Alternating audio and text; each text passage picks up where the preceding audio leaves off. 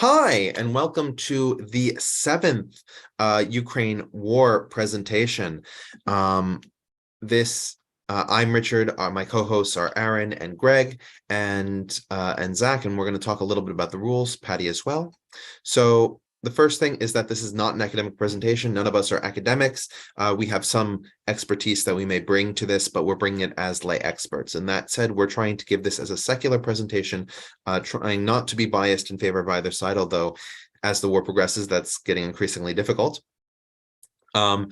That said, like all of our presentations, we implore you to be respectful. That said, we love interactivity, questions, comments, clarifications. Please put those in the chat. I will read the chat and respond to those in real time, as will a number of our other panelists. While we do have a lot of slides and information that we're going to cover, the presentation is going to be primarily a discussion with open questions. So if you have questions, please put those in the chat. We will discuss those questions. We'll give those priority over the slides that we have. And I like to usually have a hard stop when I do direct presentations, but this is going to be a soft stop. So after 2 hours, we'll still continue if the discussion is ongoing, but not necessarily going to have more slides, but discussion might continue after 2 hours. This is a recording like the other 6 entries in the Ukraine series and everything else that we do for History Mostly Ancient Discussions. And you can find that on our YouTube channel. Please subscribe to our YouTube channel.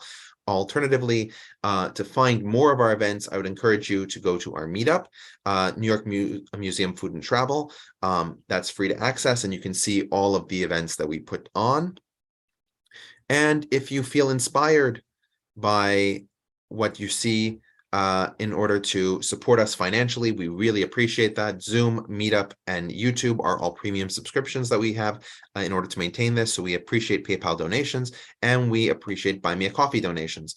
All of those will go towards the maintenance of those networks and sites. All right. So we have a number sort of progressions through the war. And as we discussed in March, right? In March, we had that press towards Kiev, but by the end of March, it seemed like the Ukrainians had pushed away. And you can see this map from the 8th of May, where the Ukrainians have sort of pushed the Russians into the position that looks more or less the same as what we have now. There are some differences, right? The area around Kharkiv, the area around Kherson. But by and large, this map from 8th of May is actually not that different from the map of today. You can see in June, almost no change. October, you can see that area around Kharkiv is liberated. And November, you can see the move towards liberating Kherson. And then by today, Kherson has been liberated. But from the 13th or so of November until now, it's really been very sort of a stalemate in terms of the fighting, and the fighting has centered around a number of less important cities where the Ukrainians have dug in and the Russians keep trying to launch unsuccessful or quasi-successful offensives. And while they're doing that, it becomes a war of attrition where Ukraine is removing large numbers of Russians from the board. These are pictures from the liberation of Kharkiv that we discussed in our previous Ukraine presentation. And you can see all of these sort of borders that you have in the attack to liberate Kherson. And of course, now Kherson was liberated. You can see Ukrainians replacing the Russian flags and trying to find out the extent of the problems that existed in the region during the Russian control period. You can also see the Antonivka Bridge, which was the connection across the Dnieper River. Kherson is on the west bank or the left or the right bank of the river, depending on how you classify, because the Dnieper flows south. But on the west bank is Kherson. On the east bank is still Russian-controlled territory. And so as the Russians were retreating, the bridge was blown up in order to prevent the Ukrainians from being able to effectively cross the river and take territory on the far side. Additionally, for Ukraine, that would have been difficult for them to maintain. Now, it seems that most Ukrainians are relatively happy that Kherson has come back under the control of Zelensky's government. But there is still a search going on in Kherson by Ukrainians of those who collaborated with the Russians. To the extent that they collaborated, what does that mean? As Ukrainians try to reestablish Ukrainian law in territory that had been under Russian control for several months at least. Any comments on the liberation of Kherson from our panelists? I mean, I do think what's important here is to recognize that it's really the completion of the first phase of the Russian deployment into Ukraine and its failure, and that the reconstitution and, in essence, you could almost call it their version of the surge. If for those of you that can remember, in Iraq, 6 years after the invasion, 5 to 6 years after or actually, sorry, 3 years after the invasion, there was a surge. This is sort of their version of the surge, and which is really more about stabilization. And so that ultimately, how wide the Russians were was ultimately unsustainable. And the Russians have, at this point, I would say, achieved some form of stabilization. They basically doubled their mobilized forces and cut the front down that they're actually focusing in on by 50%. It's still probably, they still probably have, half of what they need in terms of manpower, and their front is still probably twice as too big, but it's not, we're not talking an order of magnitude, which is what they were before. So I think that, to me, is the bigger shift. There's obviously a big political shift in that the fact that the Ukrainians were able to conduct the operations, they were successful. They could do small sort of semi-integrated maneuver warfare to get it done. So they sort of were able to prove some bona fides to the West when it came to that, which I do think supported a lot of their most recent, more advanced equipment that they've been requesting, especially when it comes to more combined arms weapons and training. To me, that is sort of how I read that operation and that whole oblast itself. Ultimately, it was a fool's errand by the Russians, given all the other oblasts that they were attacking randomly, semi-randomly, or by different sets of commanders. So by, in essence, losing / retrograding at the same time, they were able to justify their reconstitution into the, I would say, 3-ish positions that they're in now, different than the, let's say, 10 to 12 they had at the beginning of the invasion. Absolutely. Do you think that the river will serve as an effective barrier between the Russian and Ukrainian positions for the foreseeable future? I think rivers have been barriers for probably 300,000 to 500,000 years. So I don't think that's going to change, especially when it comes to land forces, especially as you construct density.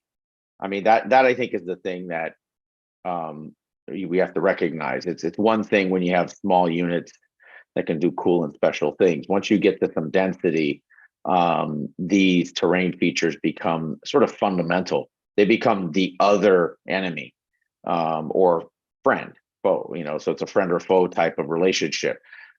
So I would say ultimately they offer they're similar when you're attempting to conduct more sophisticated operations to what an island is, right? So if the Ukrainians ever wanted to dislodge the Russians from Crimea, and this has been my thesis for 9 months now, they need to be, in essence, building, I would say, at least one Ukrainian Marine division, which would probably take at least a year from whenever they really wanted to start that, to do that type of operation. The same thing's true when you look at large-scale operations across, riverheads. You would need the equivalent of a advanced engineering division, which would take probably a year to build. So for the Ukrainians to really conduct large scale operations, and I'd say the Russians have, Russians have sort of the same problem. I mean, they because there's other avenues of approach that they have. That's like half the problem. But eventually, they would run into that same issue.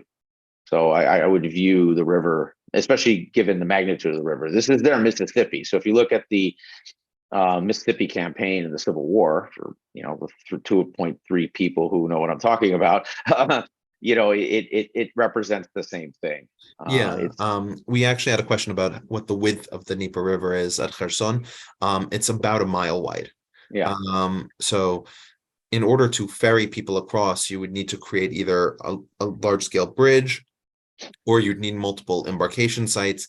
It's not something where it's your local stream where you can go exactly down to your knees. And if you look at actually a great analogy of this, and not to always center everything on the United States. Sorry for this one, but I think this sort of fits that during the British invasion of New York, technically Brooklyn, the U.S. retrograded out of New York City across the George Washington Bridge, literally, where like 2 miles from where I live, right down the street. You actually have signs here in northern New Jersey, where Washington forces, in essence, did a feint down through the Meadowlands so that they could try to drag the Brits through basically a swamp, which they did. And then the bulk of the force actually went west, a place called Morristown, for those of you that have heard of it, and other places through the Wanakee Mountains and so on. And the width of the Hudson River, for those of you that know it as a terrain feature, as a river, is a mile. In most pockets, especially in this river crossing area where there's tunnels and bridges. So if you look at the Hudson River, for those of you that have seen it in a picture that have any relationship to New York or visiting, if you can imagine trying to move tens of thousands of people plus arguably 5 times that much in equipment needs at a minimum, and sustaining that continuously, because once they're over on the other side, you are now sustaining that. And if you realize how large of an effort that would be, and more importantly, how much jeopardy and risk a force would be in continuously during that crossing and sustaining that crossing, which is really half the problem ultimately, is once you're in that embarking and debarking phase and crossing phase, you're in the wind basically, and you're very exposed. So now, because we're at the river, we're in this sort of stalemate position. Greg, I was sort of curious about your thoughts. Why do you think Russia is targeting so many infrastructure buildings, things like apartments, things like homes, as opposed to, let's say, military positions as they would typically in a siege? It seems sort of a counterintuitive tactic. Maybe you can sort of penetrate the mind a little bit here, because one of the things we've seen is Russians continually trying to target apartment buildings and civilian infrastructure. Well, I think Russian capability to determine new targets is not as good as, let's say, Western capability that is helping Ukraine. That's why Ukrainians can identify military targets and pinpoint them. Russians have more problems with that. However, they have advantage in number of rockets, not necessarily that precise. So the civilian targets are very well defined, very well known to Russians. So they would be more effective than trying to pinpoint military objectives that are constantly moving. But the main objective of that tactic in general is to break the will of Ukrainian people, make their life impossible, and they're in a constant danger. It's a stress, and even though the Ukrainians are it seems they have a great spirit, they want to withstand that, they're going to survive, it is really impossible to imagine to live in constant fear in such difficult conditions during the very cold winter. It gets really cold in Ukraine, especially in the eastern part. So yeah, that's the main thing. It's effective because they know the tactic, know the targets, and that's the whole idea. Because one thing that I'd like to talk about later on is that some of the analysts believe that Putin's main objective of taking over the whole Ukraine is still intact. That's some belief. I mean, it's not. Yeah, I would actually I'd actually like to press you a little bit about that, because at least from the position that it seems to be that Putin is maintaining, it seems like he's going for the Novorossiya kind of borders, right? That he'd take the areas with large percentages of Russian speakers that are along the Sea of Azov up to Crimea, and that he's really avoiding the majority ethnic Ukrainian sections of Ukraine. Remember, Ukraine has both Russian-speaking and Ukrainian-speaking citizens. So can you sort of tease out what would lead somebody to believe that Putin's trying to solidify Novorossiya exclusively, or that he's trying to take all of Ukraine and turn it into maybe a Russian puppet or annex it directly? Well, I'm very much impressed by, in my opinion, the most profound analyst. His name is Andrei Ilarionov. He's in the West, and he's trying to bring attention to what's happening within Russia, because a lot of people in the West, they kind of view what's happening in Russia and Russian capability from the Western point of view. Kind of Russia obviously revealed a lot of problems, military and corruption and all kinds of things. And people at this point, it seems that the West tend to underestimate Russia. What he was saying, basically, yeah, I understand what you're saying, that taking the left bank of Dnieper River would be the most, like, it would be one of the things that Putin wants to do as a first step, and preferably maybe make a peace and bring more assets and change the Russian economy. But what he was saying, and he is a true erudite in terms of making a lot of references to the World War II and the history of Russia and Russian army.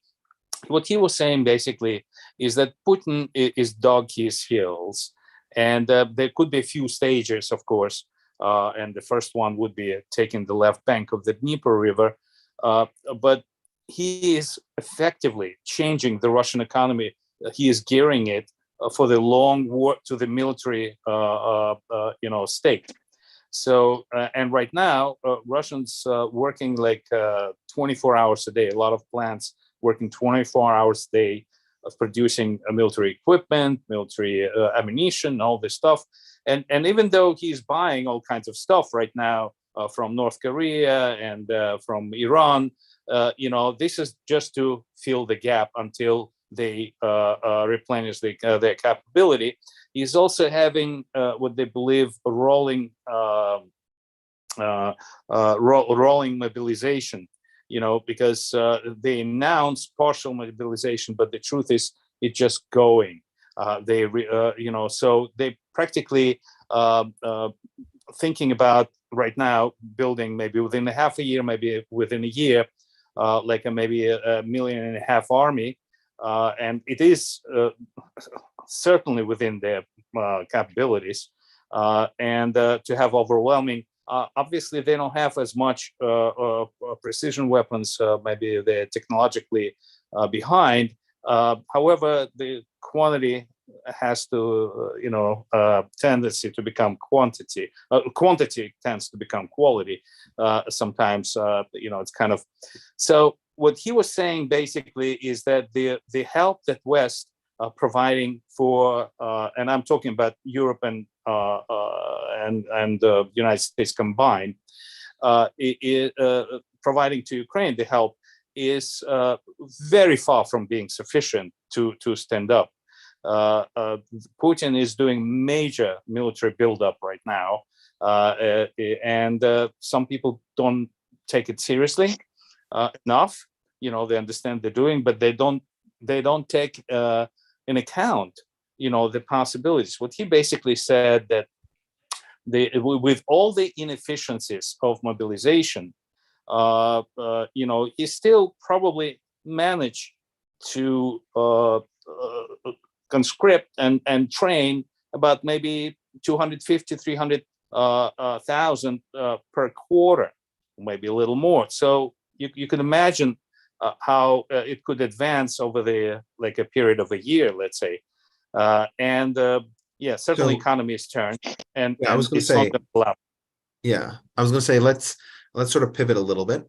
There was a question sort of about the temperatures in the region, because we mentioned how cold it is, but we haven't actually specified. The city of Kherson, which is probably one of the warmest cities in the east of Ukraine, because of its proximity to the water, has a January average temperature of negative 26 degrees Celsius, which is roughly negative 15 degrees Fahrenheit. And as I said, that is the warmest of the areas in eastern Ukraine. So that should give you an idea about just how bitingly cold it is. And especially when you're that close to the water, you have the added winds coming off the water that makes it feel even colder than that. Before I let Aaron weigh in a little bit more, there was a question also about whether Ukraine has the capability to affirmatively attack. And I think, Greg, you sort of touched on that a little bit. So I'd let Aaron do a little bit more commentary on that. Yeah. No, thanks, Richard. Thanks, Greg. So a couple quick points. And these things might not seem very important, but I do think they actually bear. So if for those of you that are viewing us from, whether it's Western Europe or the United States, Canada, et cetera, and you're in any area that's cold, generally you have boiler heating. Well, in Ukraine, they generally, except for municipal buildings and for special facilities that might have industrial requirements, they don't have distributed boiler heating. It's more centralized. And so one of the reasons the Russians have been, I would say, semi-successful, might be the right way to look at it, but more importantly, targeting the energy infrastructure, especially the heating and power distribution facilities, is to, in essence, bring the temperature down and to punish the population. And I do think, now I will say this, that the Ukrainians have responded, in clearly a pretty Ukrainian entrepreneurial way. They've constructed tens of thousands of shelters where they've been able to create some redundant or multi-redundant heat distribution, which is likely going to be able to support maybe a quarter of the population. And then there's probably 100 or more thousand very small sort of, let's call them small basements of a local primary school type environment, where you could have let's say semi-functional protection. So they have sort of constructed a way to support the population. It's sort of choppy. The other thing that I think is important to recognize here is that everything they're doing with their long-range precision-guided fires, in some ways, is totally a different campaign than everything they're doing with their more localized fires, which is artillery supporting their localized forces, which is really a combination of sort of defense retrenchment and very localized, small, almost not very strategic offensive operations. And so those are almost two campaigns. And they've used an enormous amount of those precision fires, which maybe we'll go into later in the presentation. But yeah, I was going to say, just before we leave these slides, we actually have two questions from our watchers. The first one is, what is the final outcome that we're expecting? I think probably the best way to answer this would be with probabilities more than anything else, because to say that we have one clear expectation, and especially the three of us are sort of divided in how we think about this. And the second question is, as Putin is spending more and more money on his military, can you talk about how that impacts the living standards of Russians, and whether or not he's hollowing out the state, whether or not Russia will become a failed state, things along these sort of lines. So I have one quick point, before Greg takes over and answers questions, is we have to recognize that Ukraine's defense budget, because it's a Western proxy at this point, is basically the same size as the Russian defense budget year on year. And the difference is the whole of the Ukrainian defense budget is focused on the Russian invasion and the ejection of Russian forces, where clearly the whole of the Russian budget can't be focused on that. Maybe I would say at most 40, 50%. I don't even know if it can be that high, because you just have natural budgetary components around maintenance, and you could kind of swap these things around. And you also have Russian borders and Russian peacekeeping operations in other countries. And relationships and a big navy, or at least a medium to large navy. I would say a large navy, and large air assets. So you could argue right now, Ukraine on a purchasing power basis is dramatically outspending Russia in this campaign, and that they have, especially on a training basis, because of the support, and on a weapons basis, and I was going to command and control, C6ISR, which is all the battlefield intelligence. I would say they have a substantial advantage over the Russians in all these categories.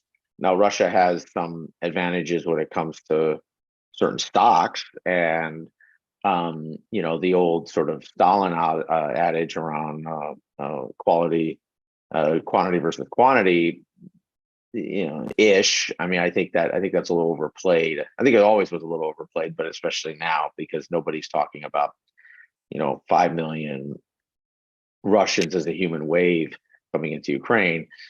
So I think right now, in some ways, the balance favors Ukraine in terms of sustaining the fight. Now, I do believe, and I haven't seen any analysts really talk about this, I do believe we are in Korea 51 to 53 right now. I mean, that's just where we are. When you look at how they fight, when you look at what they're fighting over, when you look at the proxying in the fight, it's just a modern rendition of it. And the same way as that war has never ended, right? I mean, there's not a peace treaty. There's not a settlement. It's just a suspension of hostilities. And I do think the difference with Russia is if they have to recycle to bring the fight again into the 2020s, they would. I actually view their strategy very much like Egypt with Israel in the 1950s and 60s into the 70s. Right, the fight was arguably continuous Egyptian war. Other parties were party to it at various stages, but Egypt was a constant, and you had pauses in that fight for decades, really, arguably 25 years. So I don't see the Russians stopping long term and having a settlement. And even if you did have a settlement, it would look a lot like the North and South Korean DMZ. It would have to. The Ukrainians, for obvious reasons, wouldn't take the paper that it's printed on, very seriously, and they would have to deploy, a very large force, just like the South Koreans have, right? South Koreans have, in essence, in depth, so from active to reserves of over 1 million. So if I can put words in your mouth, yeah. You're saying that the likely solution, or solution is a strong word, the likely outcome of this war is something like a DMZ along the Dnieper River, dividing the Russian occupied zones that currently exist more or less with Ukrainian occupied zones. Well, wherever that line is, that a force concentration can sustain itself while beating down the other side, but not so much that they can actually keep conducting offensive operations, right? So there's some point that, and I do believe both forces, at least from the invasion and from the defense, have reached exhaustion. At least those first wave after it's almost a year now, 11 months basically. And now we're in this reconstitution phase and rebuilding phase and remobilization phase. And whoever can conduct the next set of large offensive operations. I don't think you can have large offensive operations until the spring at this point. The weather is just too inconsistent in terms of the kind of planning that you would have to have for something that would be of magnitude. And I think at that point, that's what the Ukrainians are hopeful, is that they can get the armor to build combined arms operation and be able to conduct a large scale of a set of offensives, basically. And the Russians are attempting to mobilize to conduct their version of fires offensives, which we're still trying to understand how that's going to work from their logistical support railheads. Because when you do something with this much mass, like this much artillery, you're not moving it away from your railheads hundreds of kilometers on ground, right? It's probably dozens, and that's the problem the Russians have with their doctrine right now. Mark, you had your hand up for a bit.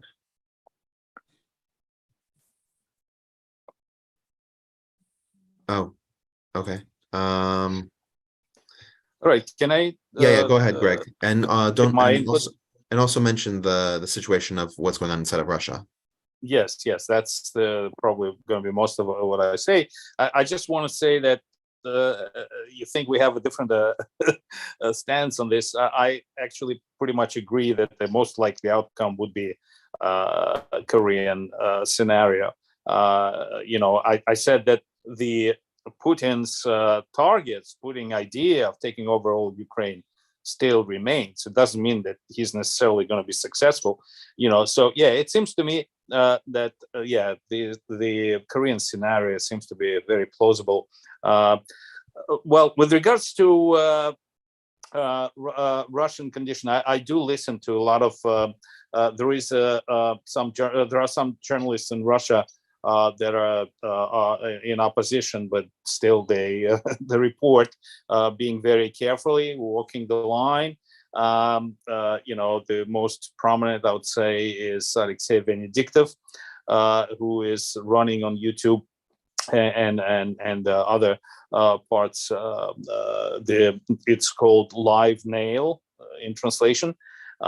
So there are many discussions. So the main idea about the Russian situation, of course, as everybody knows, the conditions in Moscow and St. Petersburg are very different from outlying regions, and Putin is trying to draw most of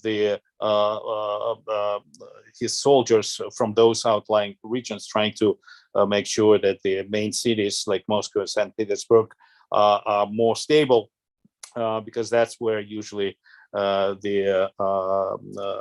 kinds of rebellions start. But the main thing is that Russians basically saying that they successfully withstood the sanctions and all this onslaught from the West, economic onslaught, because nothing is collapsed, and they're saying that they very skillfully managed to avoid economic collapse and collapse of the ruble. Of course, the conditions worsen. But as far as I know, in Moscow, St. Petersburg, they're not worsened too bad. I mean, of course, inflation is high, and people are worried, but it's not dramatic, the worsening of the situation. Well, on the outlying regions, again, they already, before even the war, they lived in a pretty harsh condition. So the changes also not as significant. The only thing is, of course, a lot of people are taken to war and a lot of death. But still, the country is not rebelling. Maybe a lot of people get more afraid, disappointed. But the propaganda right now is probably the most successful and ever and most efficient, even probably supersedes the Nazi propaganda in the late 30s and during the war. So the main thing what they're saying that, look, we have plenty of energy, we have plenty of food, and these are the two major components. That means we will survive under any conditions. And maybe situation will get worse, but they also draw on the experience during the World War II about the resilience and the kind of, I would say, the Russians, the nationalism in Russia, has very deep roots. And they're not people who would, they're willing to sustain a lot of stress, a lot of strain. So in that respect, they dug their heel, and the whole, I would say, the nation, even right now, by the most optimistic against Putin, estimates, I would say still at least 50% of population is strong supporters of Putin, and so in that respect, they are now really restructuring the economy on a war path, and they're really developing very fast those plans. Keep in mind the other advantage that Russia has is nobody is going to invade Russia. Nobody is going to, maybe there are some isolated things that Ukrainians can do, and then there was a few things here and there, but overall, nobody can really damage Russian industrial capability. Nobody is going to invade Russia because of their nuclear threat. So they feel pretty safe. They have food.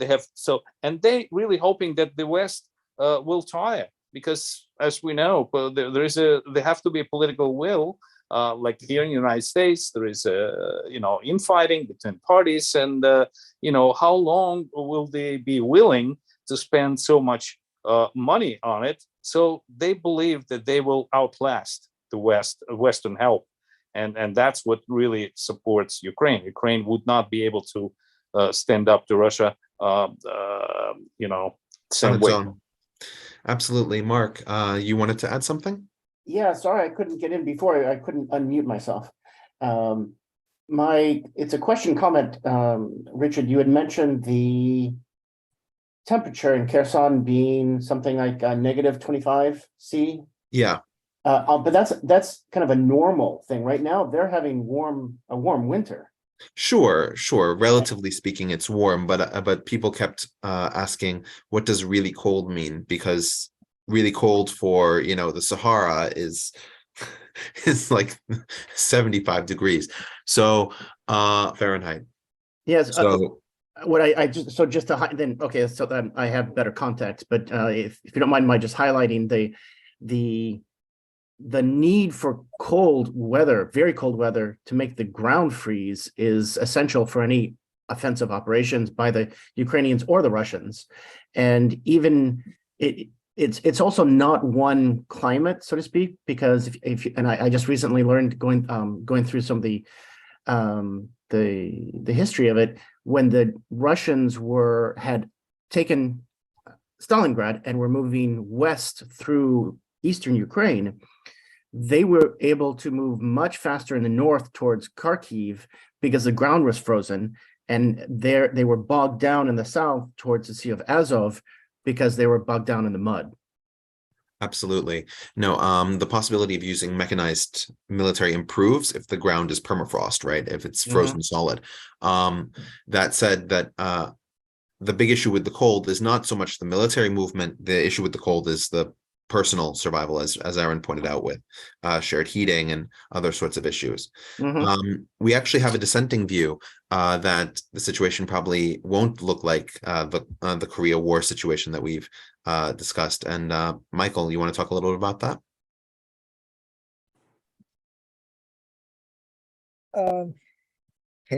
Yes, I do want to dissent about that, because the Korean War situation was quite specific to very certain factors.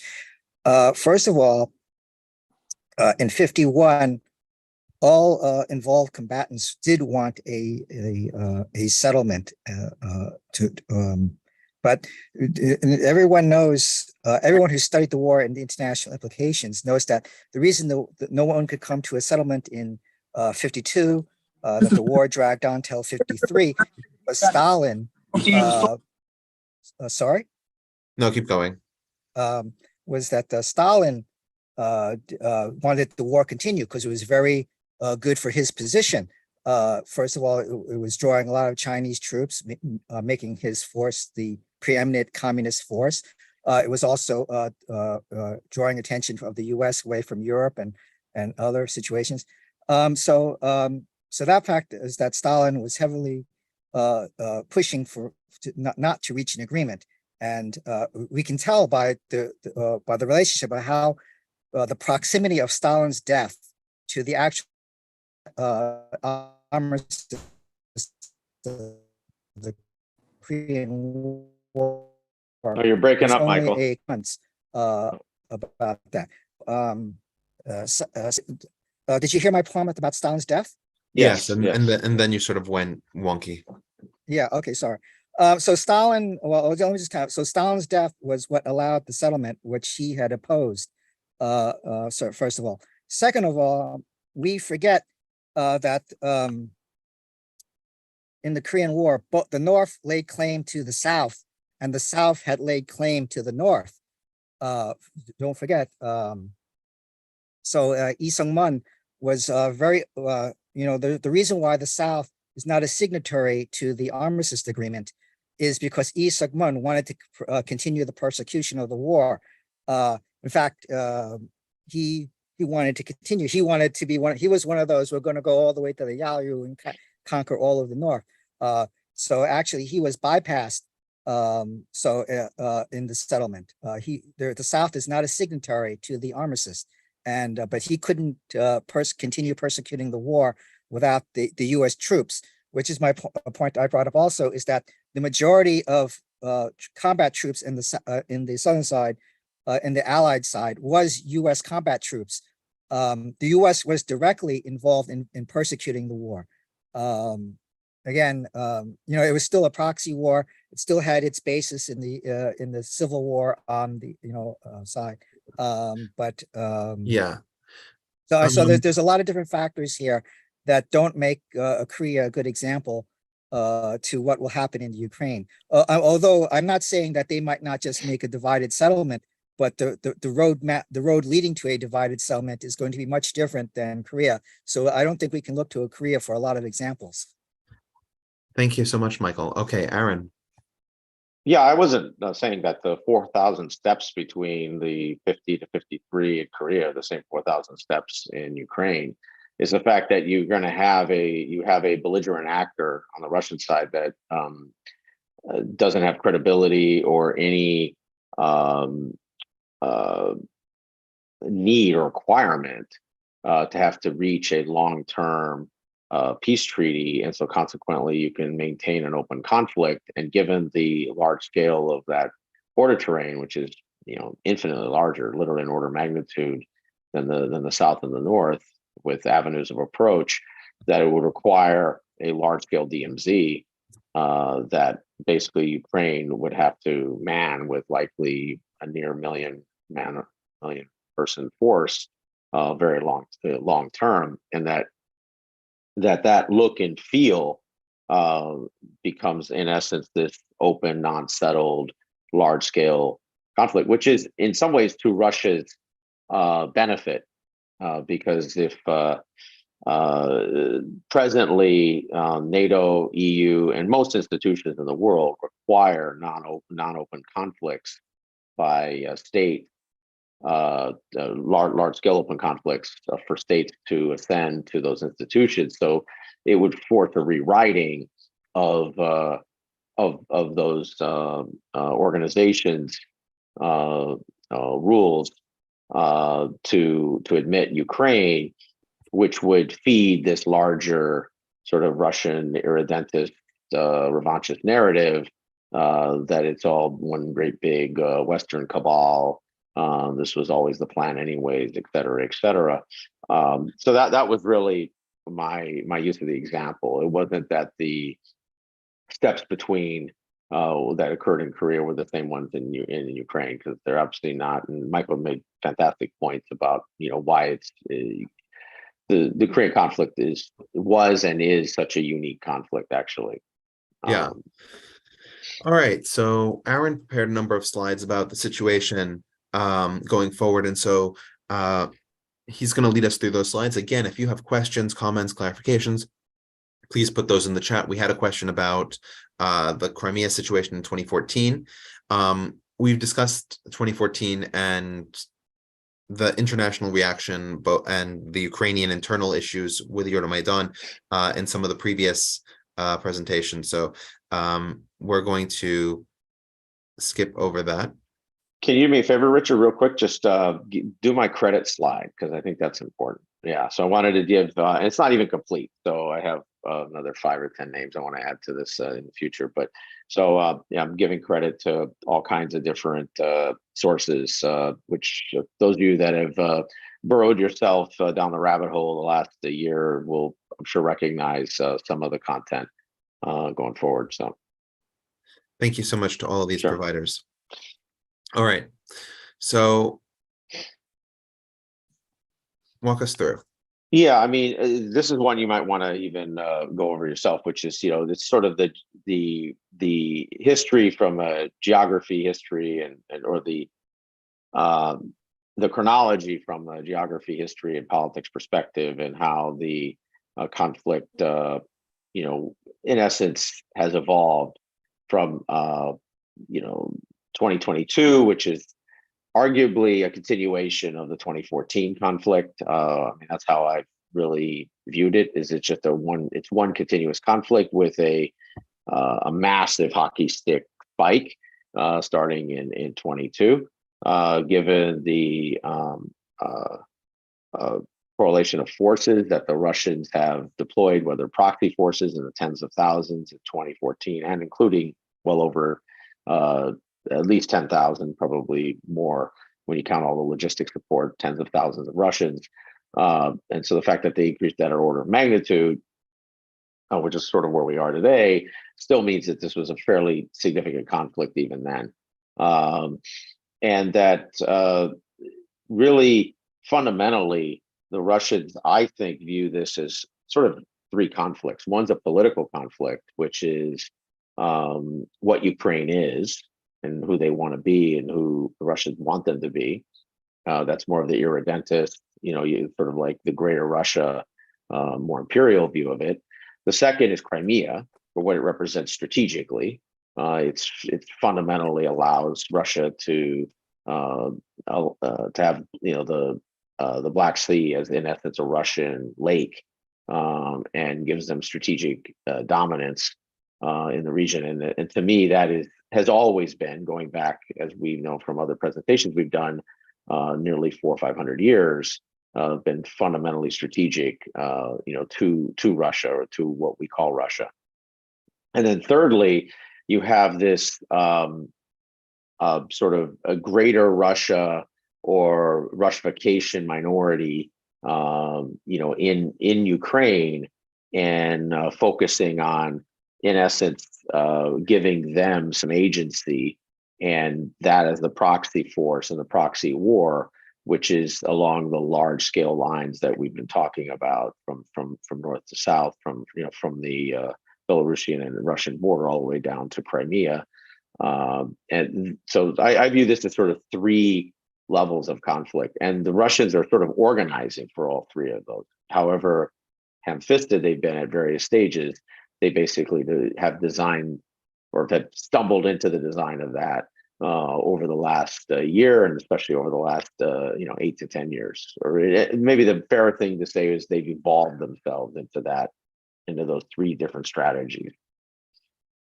And each one is separate when it comes to what the aims would be. The political one would be obviously to change the regime, or to try to change the regime, or to get a regime that is adhering to Russian sort of strategic objectives. And then Crimea is a straight line in the sand for them. That's just a straight red line. And then the proxy forces is, I think, one they're figuring out right now. You know, how much is this worth?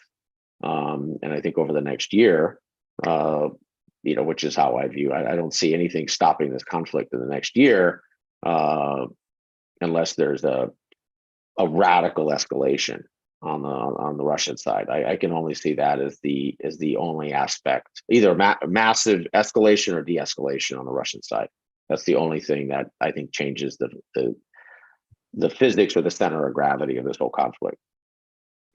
So walk through just this Yeah. general set of bullet points you have of Sure. where the war has gone since we last talked about this in November. Sure. Yeah, so each of these I have corresponding little sections going forward in the presentation. So the diplomatic events, the impact on the war from a Russian economic standpoint, this broader allied support of Ukraine, or what is, you know, being defined as, I would say it's a coalition of the willing. I don't think people want to define it that way, but I just think there's no other way to kind of look at it. There's sort of a neutral, you can almost call it non-aligned, you know, a new world non-aligned version, and then there is one that is supporting, or at least neutral minus, towards the Russian aims. They're not necessarily fighting the Russian aims. So I kind of view it as sort of three buckets out there. And then I did want to highlight, as I brought up earlier, the Ukrainian shelters, because I do think that's and to April's point earlier, that is the humanitarian aspect, and we're not trying to be so clinical and sanitized here, and apologize for anyone that obviously, you know, clearly there's we all need to be empathetic to the scale of what's gone on here, where you've got, you know, well over 10 million people have been displaced internally or externally out of Ukraine, and you know, tens to hundreds of thousands have been, you know, civilians have been injured and wounded, and millions, tens of millions have suffered, obviously, incredible trauma. So, so I did want to highlight that one aspect to it, and then general winter, which has always been this idea with some merit, but I don't want to be overly deterministic, because in the new world, when it comes to technology and planning, information, etc., there are aspects of general winter that can be, let's say, adjusted around. And then what's the correlation of Russian and Ukrainian forces? So as you go through the slides, and obviously anybody with questions, or you know, we like a spirited debate. Speaking of the devil, we actually have a question. We've seen a lot of meetings between Putin and Lukashenko. What is the possibility of Belarus joining the war? What's the possibility of a new staging operation based on Belarus, maybe only for Russian soldiers? Can you talk about that situation? So I think the Russian invasion of Ukraine was a catastrophic miscalculation. You could create a more catastrophic calculation for a leader, which would be Belarus joining you know, this conflict at a full scale, because whatever huge limitations the Russians might have in terms of the shift in their economy that they're going to face for at least the medium term, and more than likely long term, because of this conflict, they do have avenues because of the massive resources they have energy wise, the trading relationship that they're developing in China and other countries that have consumable goods and technology, et cetera. However limited those will be, Belarus has none of those. So I mean, you know, joining this conflict, I think, would be the fastest, you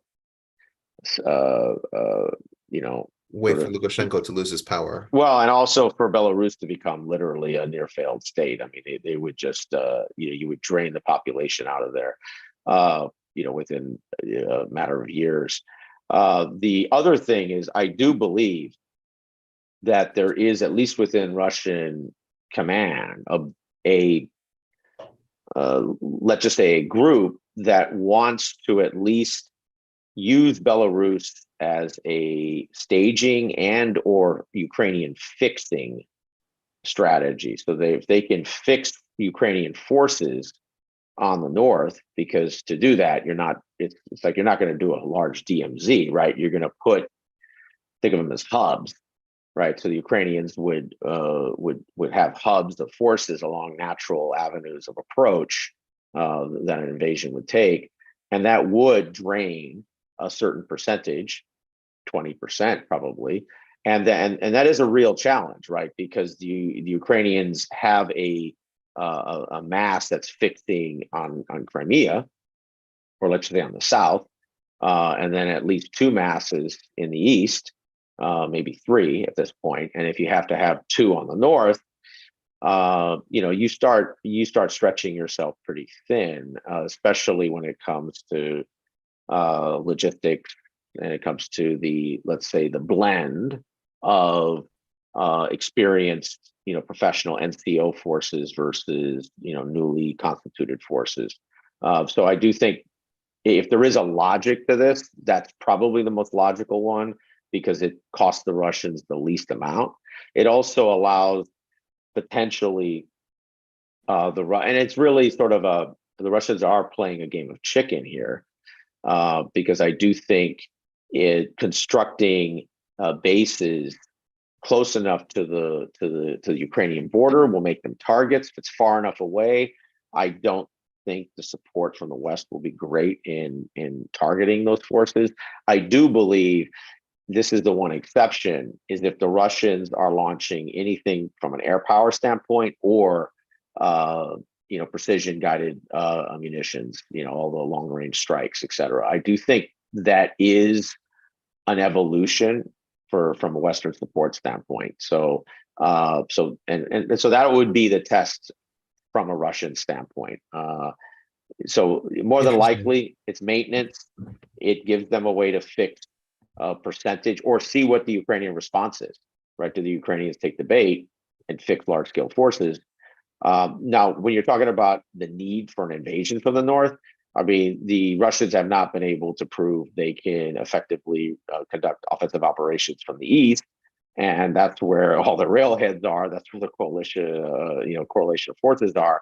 Conducting an operation from Belarus, I think a large scale operation would be madness at this point. It would probably be the fastest way to lose those forces. I mean, in principle, you can envelop those forces. Yeah. No, Greg, you had some comments you wanted to make? Yes. So yeah, I kind of agree that full involvement of Belarusian forces didn't make sense, because by estimate at this point they can provide maybe between 30 to 40,000, which is not that significant, and they would risk destabilizing the country, considering that population is not supportive of this war. I mean, at least big part of population, but they certainly could use military camps for training of Russian forces, and bringing more and kind of threatening from that level. So I think it's more likely, but of course nobody.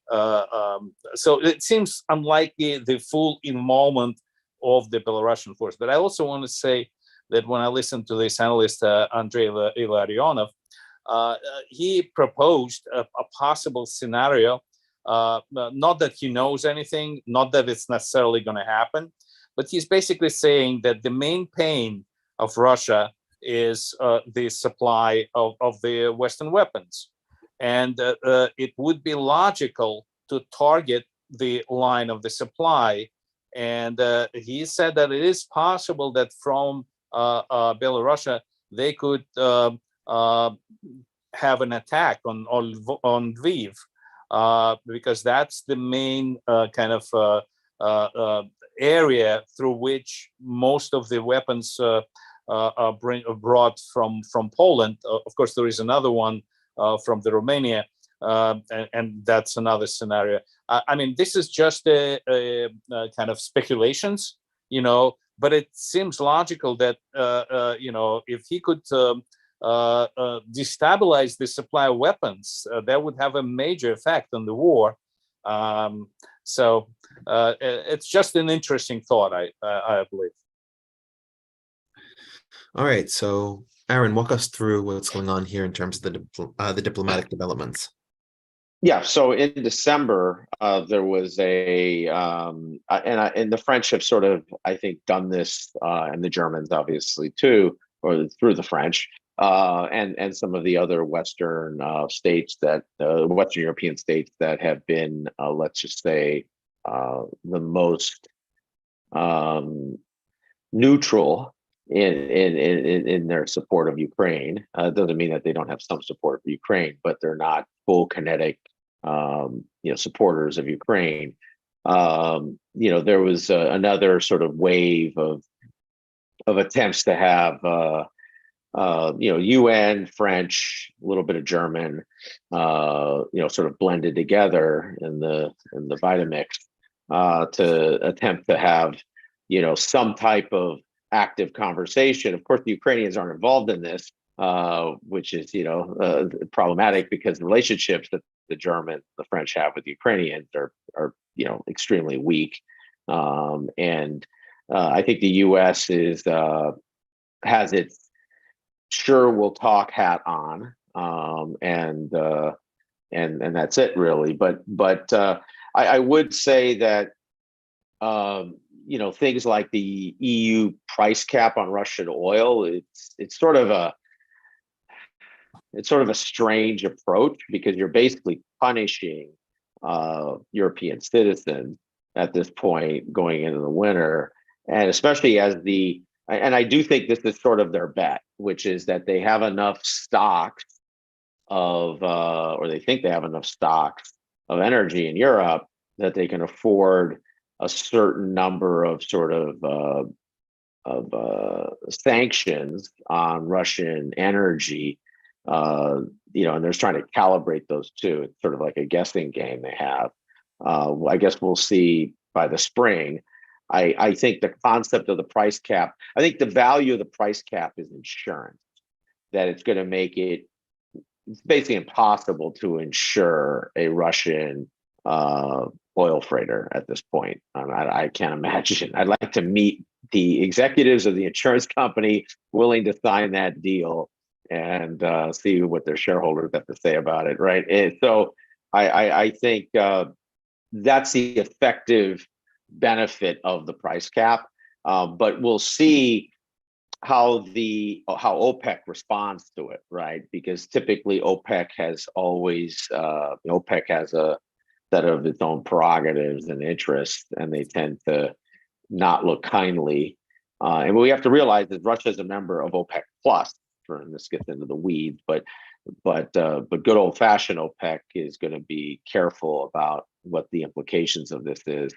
And I do think that's, if there is a change that this will drive, is that I think Russia has accepted the fact that they're not going to sell oil to the West at all anymore. I mean, wherever they do, it's just sort of opportunistic.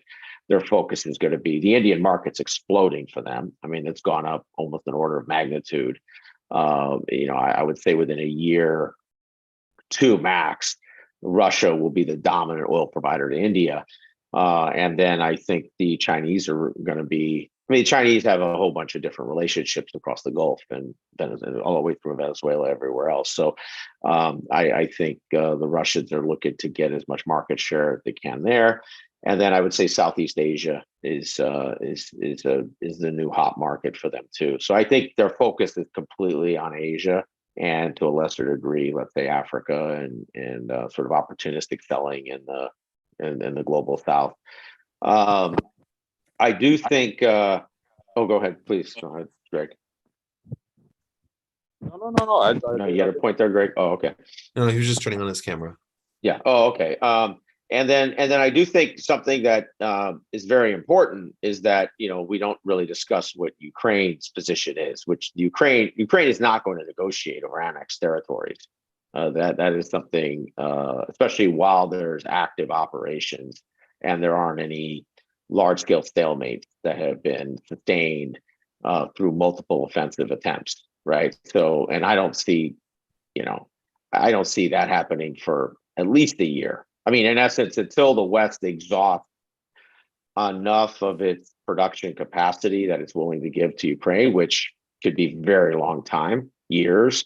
I don't see any interest that the Ukrainians would have in a large scale annexation involved settlement. And I don't see either. Putin has to come back with something, right? He can't come back with what he already got in 2014, which is Crimea. And I mean, if he comes back, if in the end you're basically the frozen conflict of 2014 plus a few hundred more kilometers in the east, that's a pretty large cost, probably over decades. Maybe $10 trillion. That's probably the most expensive real estate deal in human history, for real estate that is probably at that point, sadly, the most destroyed real estate in a very long time. So I don't see the drivers for the actors. Now, one thing that you mentioned in there, which I think is interesting, and we should spend a little time focusing on, the United States and other Western Europeans are giving Ukrainians previously useful military hardware that's not necessarily the most advanced. So can you sort of walk through, is it advanced? Is that advanced enough to take on the Ukrainians? Are the Ukrainians asking for more modern tech? Are they happy with what they've been receiving? Sort of walk through that sort of technological question. Yeah, so if you go a couple slides ahead, you'll see there's past the economic pieces there. So we'll go back one slide. Yeah, so that's an eye chart. I apologize, but those of you on YouTube can whatever screenshot it or look at it later. So on the left is the latest. I think it's the 32nd the security assistance that the U.S. has provided, something like that. Finland, I think U.S., Finland, UK, they're like at the top of the table, and obviously the French and Germans are on the relegation side of this, going down to the second division. But on the right-hand side is the cumulative support that the U.S. has provided. So, to be very honest, as someone who served in the National Guard and on active duty, this is the equipment you have in a, I'd say, at least the equivalent of half a dozen armored cavalry regiments, or very close, or I'd say light mechanized regiments. That would probably be the right way to put it. And I think it's evolving pretty quickly. The U.S. has a fairly high store, about roughly 4,000 Bradleys, of which 2,000 are the first two generations, the A's and the B's, which is really the late 80s and through which were all sort of reconditioned in the 90s, but basically 1990s versions, which are just fine. And I think over the next 3 to 6 months, the Ukrainians are likely to get hundreds of those at minimum. I think maybe up to 500. And I think across the West, the rest of the West, they'll get at least another 500. These are infantry fighting vehicles, right? They're not tanks. But when you put anti-tank guided munitions on them, ATGMs, that's like the javelins and TOW missiles, they act pretty darn close to a tank. And when you put them in pretty substantial formations, they're a lot easier to maintain too. You can actually do a lot of damage. And I do think that'll be the basis of their combined arms. I think the tank piece will be the one after. One thing I think is pretty clear the U.S. has done, and the West, to a larger extreme, has basically gone through this sort of, raindrop by raindrop calibration of weapons. Some of it is logistics. Some of it is logistics, maintenance, training, just what it takes to move this stuff around. I'd say that's at least 50% of it, but the other 50% of it's political.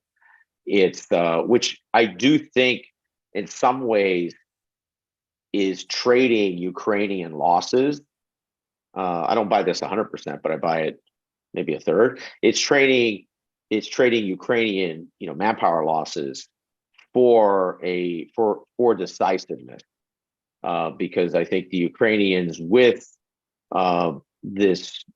everything they will get this year, if they had gotten most of that by now, they could achieve some decisiveness by probably through the winter and into the spring. And that decisiveness in the battlefield, I think, if there is something that could force some settlement, it will be substantial Russian losses on the east at this point, or Crimea. And I think that would drive a settlement. So that, and if you go to the next slide, actually, you could see some of the other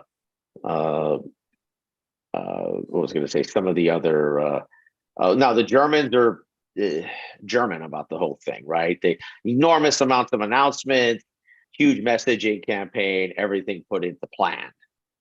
So which allows them all the flexibility that if things don't go the way as the political winds shift, they can pull all these things from the table.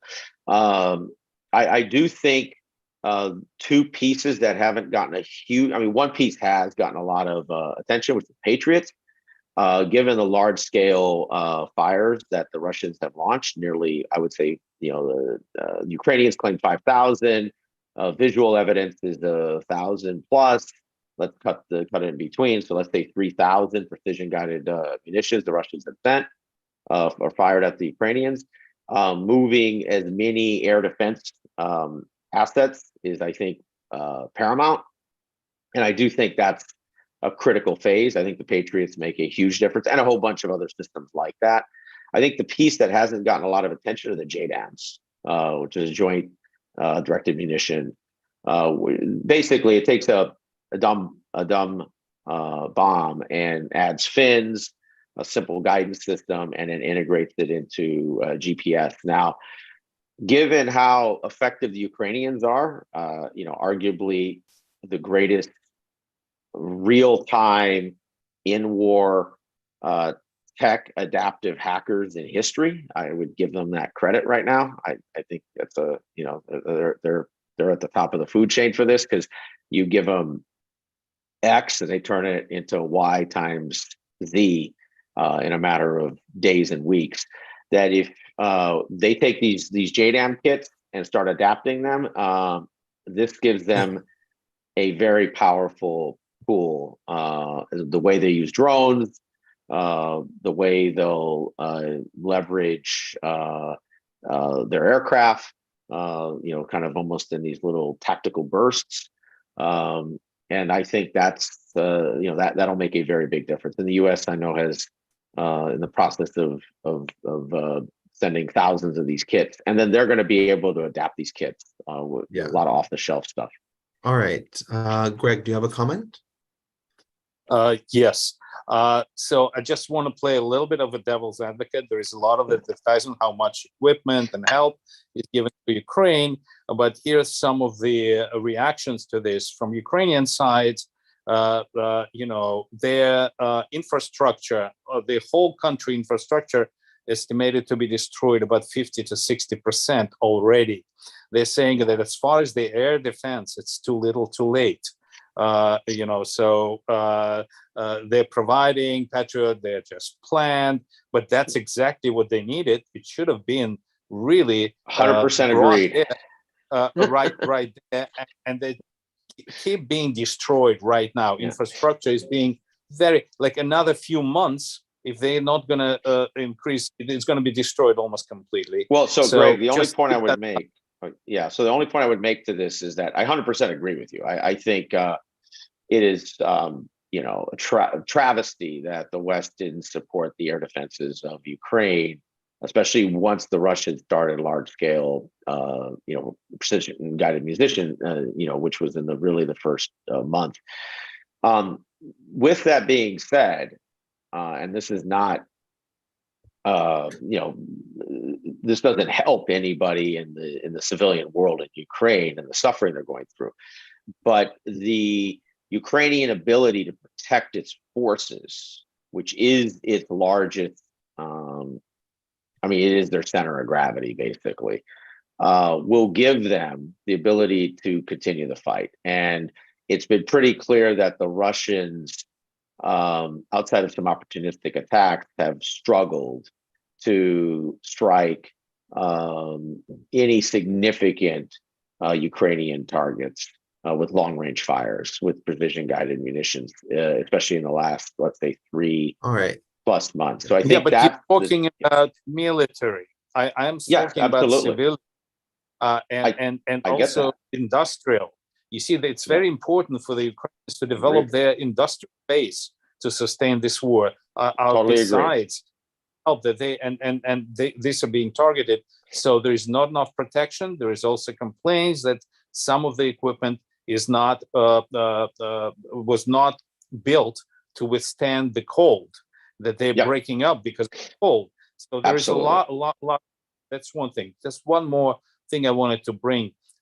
That Andrei Larionov, who is a scholar of all kinds of statistics, he's saying that when Zelensky came to talk in front of the Congress recently, right, he was compared to Churchill, who came in front of the Congress back in World War II.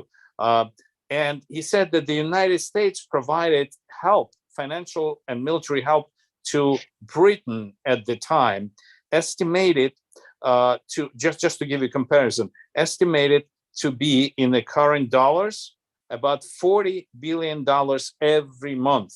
Yep. The help that the West, combined West, United States and Europe providing to Ukraine right now is about $2 billion a month.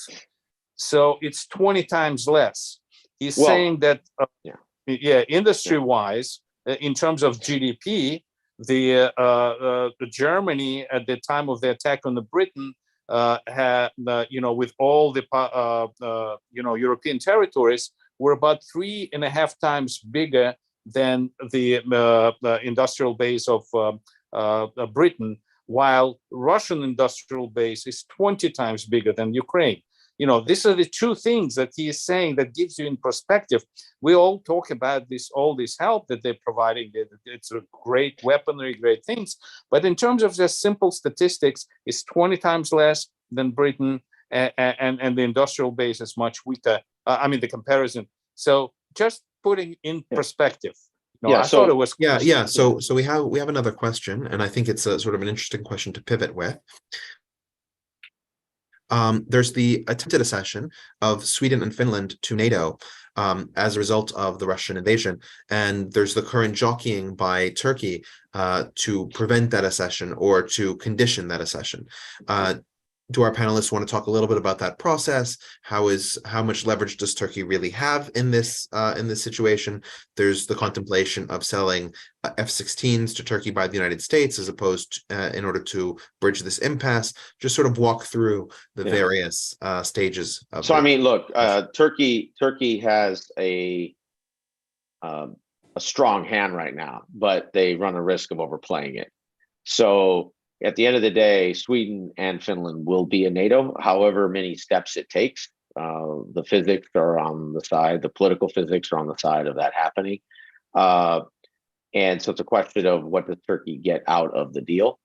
I view sort of what they're doing is, one is political, which is obviously who they define as a Kurdish guerrilla group, and and the Swedish, let's just say, acceptance of a lot of those supporters in Sweden, versus the ability to extract out of Western powers what they want from a military or strategic position for that ascension. So it's almost like these are on two different planes.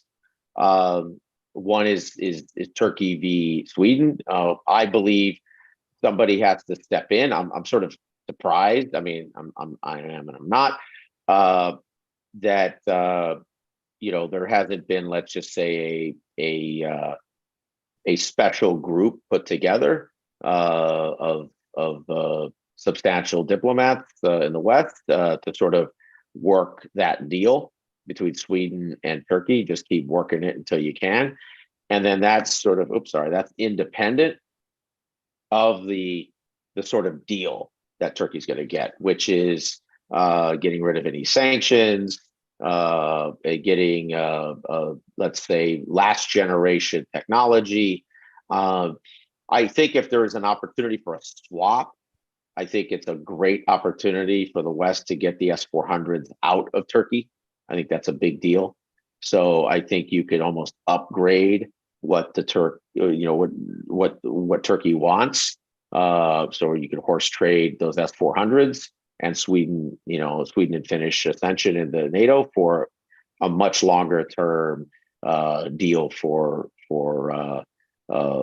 air defense, for jets, for the usual things that Turkey wants. The Turkey is in essence a regional power, and it's attempting to project that regional power position to make it clear by whether it's the Gulf states or it's Iran, the backyard they're in, or it's even Russia sort of indirectly with Syria, that they deserve a seat at the top table, and that they're going to hold the seat at the top table in the whole region. And so I think that's the deal that could be constructed. I don't think the Sweden-Finland thing goes down. Well, if the Sweden thing, Finland deal goes down the drain because Turkey drives it down the drain, the Turkey's going to have a much more challenging position over time with the EU and with NATO. They're going to, the same way as they sort of threw their EU ascension away, they're going to start to burn some bridges in NATO that aren't maybe great bridges to be burning long term. So I actually, could I add a little bit here? Very short. Just wanted to say that it's clear to me that obviously Erdogan at this point is a major player because he's playing all sides. And certainly in the Eastern traditions, he's just trying to bargain about everything and gain advantage in every possible way. I mean, I don't think he has any purpose of stopping, Sweden and Finland joining NATO. He just want to get the maximum advantage, and that also has to be viewed, because this summer, this June, there will be an election in Turkey, and Erdogan is very unpopular at this point. So it is very important for him to position himself as irreplaceable international player. So just that point of view as well. Yeah. And the Kurdish, and it's a great point, Greg. The sort of Kurdish question in Sweden provides them sort of a feedback loop with Turkish nationalists. And so if he can extract the requisite deal out of Sweden, which I think is going to be hard because, Sweden is a very modern rule of law, social democracy that's not going to horse trade people. I mean, I'm not saying you couldn't have as individual hostage, a thing like that, but we're talking about a whole population that sought protection in Sweden. So that's what's going to make this a more challenging deal. But I do think there's a price to bear, and the question is what each side is. What's the real priority behind what each side wants? And I do think Turkey's modernization economically and militarily from a defense perspective and projecting power in the region is more important than what's going on with Kurds in Sweden. Yeah. So there are sort of two questions that have sort of popped up in the chat, and so I think these are very interesting questions. So one question is that given the loss of commitment by the United States, the spring Russian offensive, and the need to move to some sort of negotiated settlement in the near term, wouldn't it make sense to supply as many weapons as we could to Ukraine in the present? in order to give Ukraine some kind of incredible spring offensive or counteroffensive or something like that in order to push the Russians into an embarrassment? Or is there some other force at No, work? I agree. I mean, that's been my argument for 9 months, actually. As I think you know, is that the center of gravity of this conflict is the Russian forces themselves, and the Ukrainians to be able to apply maximum combat capability, combined arms, and be able to construct either a mass scale retrograde operation for the Russians, the large retreat, or an envelopment, is the center of gravity. And the weapons that the Ukrainians have needed, air defense, armor, and I would say light attack helicopters and light attack craft, which the West has, and the U.S. has, for that matter. And this isn't an easy transition. This isn't something that takes a week or a month to do. This takes quarters and up to a year. But since that really, I mean, we still aren't in the place where that has fully started. And so as long as that goes on, this will stay a drawn out conflict, because the Ukraine has enough capability, right? I mean, their trained capacity is substantial. I mean, they're building a full-blown NCO, non-commissioned officer corps, a cadre, and they're getting their percentages in their forces that are necessary, that are becoming NCOs to a critical level. Meaning, once you get above, let's say 20-25% of your forces that are NCO level, that are sort of earned, right? You're not just putting sergeant stripes on random people because you know the mayor or whatever. You get a professionalism that becomes pretty hard to defeat if it's supplied, even if it's supplied at a minimal level, because it's adaptive. And so the Ukraine, I would argue, is really close to that level at this point. Within 6 months, they'll be there, and which means a large-scale battle defeat, or a large-scale defeat on the battlefield, is going to be, very unlikely, or a sustained one. And so then it's just a question of the offensive capability that Ukraine can generate.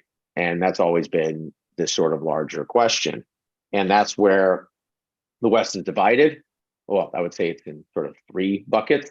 There's an aggressive bucket, which is definitely the East: Poland, the Baltics, Nordics, UK, US to some degree. And then there's this sort of moderating bucket, which I think Italy is joining, Spain, a little bit of Spain is joining, a little bit of others are joining. I think the Czechs are moved into the aggressive ones. Slovakia is in sort of the moderating one, and then there's the one that is on the sideline, and you can see it by the spend. I have a chart here that shows the percentage GDP spend, and when you look at France, well, and it was a great point that Greg was making earlier about the support of the Ukrainian economy and society, right? So you almost want to look at it as 2 budgets. There's a military budget that Ukraine is getting supported, and it is through the roof, right? It's arguably, in terms of this conflict, larger than Russia's budget. But then there's the budget for the state, and that's the budget they need to run the state itself. And that's just to run operations. That's to just have a functioning state. That has nothing to do, as Greg was perfectly pointing out, with with the destruction of, let's say, 25% or 50%, whatever, of the infrastructure and the industrialized base. You need more money than the budget of the state to actually start reconstituting that. And that is not really being provided. That is, I think, a complete failure by the West. And I would say it's a failure by the EU. And, I'd say the US too, but I think definitely the EU, because ultimately that's going to have to get rebuilt, right? I mean, they're not going to have Afghanistan right next to, a Romania and Moldova and Poland. So you're going to either spend the money in 5-10 years, you're going to spend the money now. And there doesn't seem to be this, political reckoning by any actors in there's Europe. the kick it down the can principle. Yeah. So And I agree. Now we have a few more questions, and so I thought that I should sort of rattle off. In the chat, there's been a lot of discussion about Finland and Finland's need to join NATO or Finland's lack of need to join NATO. And there's a particularly poignant comment that I want to point out. I think the U.S. has no right to claim the moral high ground here. We shouldn't forget that the U.S. policy is that the Atlantic and Pacific is our backyard. So why are we interfering in someone else's backyard? And this is a point that I've seen, especially in the Middle East as well, of why should we accept countries becoming US proxy states, Russian proxy states, Iranian proxy states, all the rest of it. And it really depends on what do the people in those countries want. Because if we truly believe in the principle of self-determination, we have to understand that smaller countries, weaker countries, have to negotiate their position between the stronger countries, between the world powers. Simply, there is no natural protection along their borders. They have to make a decision. And to the extent that that decision is chosen by the people of those countries, such as the Finns in this case, or in the case of the Middle East, such as, how the United Emirates had a long history and tradition of accepting British control. These are cases where it's an actual, it's not the US imposing its will, it's these countries accepting that the US is driving the better bargain. There's I think there was a statement by the Latvian president that said something to this tune when Russia claimed that Latvia was pulled into the US sphere. It's like, no, we were banging on the door to be let in. Right. And so we should understand that Ukraine's interest in the West is a choice by the Ukrainians, not a choice by the Americans. And it certainly shouldn't be Russia's choice whether or not a country sits within its sphere of influence, any more than it should be America's choice whether or not a country in the Americas sits in America's influence, right? And so we should be open about the possibility of small countries to choose the alliances that they make. Well, and I think this is a really important point when we're talking about the post-Soviet Warsaw Pact states, who clearly have experienced over centuries this, whether it's been Russian, as a majority of it, a set of challenges in their societies when it comes to their own self-determination, and the fact that they want self-determination and alignment. And I don't think it's 2023. If you're an eligible state to join something like the EU, that's some kind of crazy talk, right? I mean, you see Croatia doing it, and you see, I think over this next decade or so, the most of the states in the Balkans, they're going to have full ascension to the EU, but I'm sure within 2 decades for sure. And and I don't think that's some kind of dirty bargain. I think they're acting in their logical interests. There's a 15 trillion or more than 15 trillion euro GDP, federated semi-economy kind of statey thing, which is called the EU, which is, if you're in the Balkans, a hell of a deal. And the amount of investment that in places like this that have never received investment and development, and especially as we're looking at things like green transition, and you're looking to get more modernized transportation networks developed, and these are, that's the deal. And with that comes some expectation of security, especially from aligned actors, right? Whether it's the Russians or the Chinese or any others that are attempting to infiltrate their society or to shift their allegiance to them and act as proxies. Yeah. Now, the other question that we have sort of focuses on Asian Russia. So Asian Russia, right, has its borders with Kazakhstan, has its borders with China, and I sort of wanted to focus on those two. In Kazakhstan, right, in January of 2022, which sounds like a century ago because it was before the Ukraine war, Tokayev had protests. Tokayev, being the president of Kazakhstan, had protests against his government, and the Russian-led CSTO forces, which is their sort of equivalent of NATO in the post-Soviet sphere, sent forces to keep Kazakhstan sort of within the Russian sphere. So if we could talk a little bit about Kazakhstan and how it's seeing the conflict, especially as many Well, Russians are coming into Kazakhstan. And the yeah. second point is that the area of the Russian Far East, where China's Manchuria has a border with Russia, is seeing large numbers of Chinese immigrants, not just in the last year, but over the last few decades, such that those regions could have a significant Chinese minority, if not majority, in the upcoming decades. The Russian Far East has around 4 million or so Russian citizens, and Manchuria on the opposite side has around 25 million Chinese citizens. So even if a small percentage of them move across the border, it could be a massive demographic shift. Yeah. Could this lead to some other sort of relationship between Russia and China, or are those territories becoming reallocated somehow?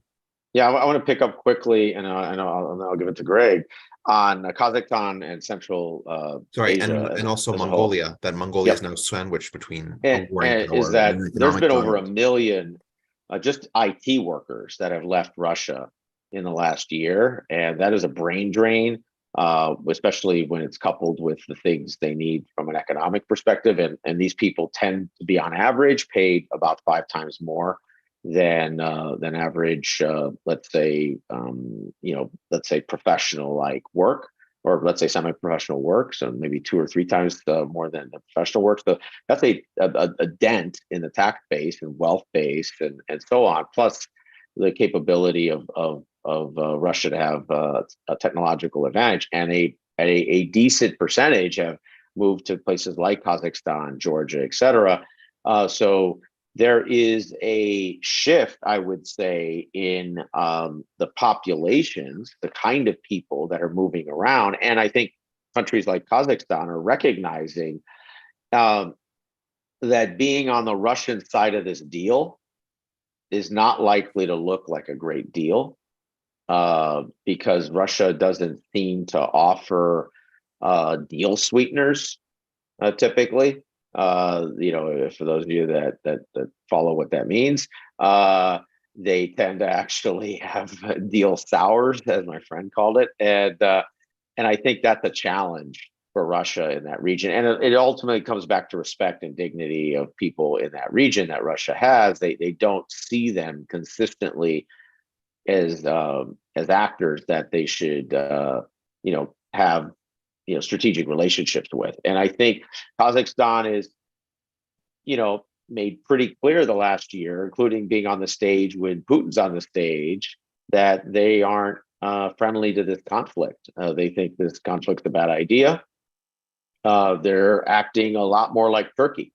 I would argue, I can't prove this, I think it wouldn't shock me if developing relationship with Turkey and other states has been occurring. I mean, I think I think states like Kazakhstan are not going to be structural allies to Russia anymore in the way that they were viewed. And I think the Russians are starting to realize this. And I think with a state like Kazakhstan, it's a little different than with Georgia. I mean, nobody's arguing that the Russians could try to take over that state and invade it and impose a new political leadership. So they're sort of in this more difficult challenge. And how many fronts do the Russians want to fight right now?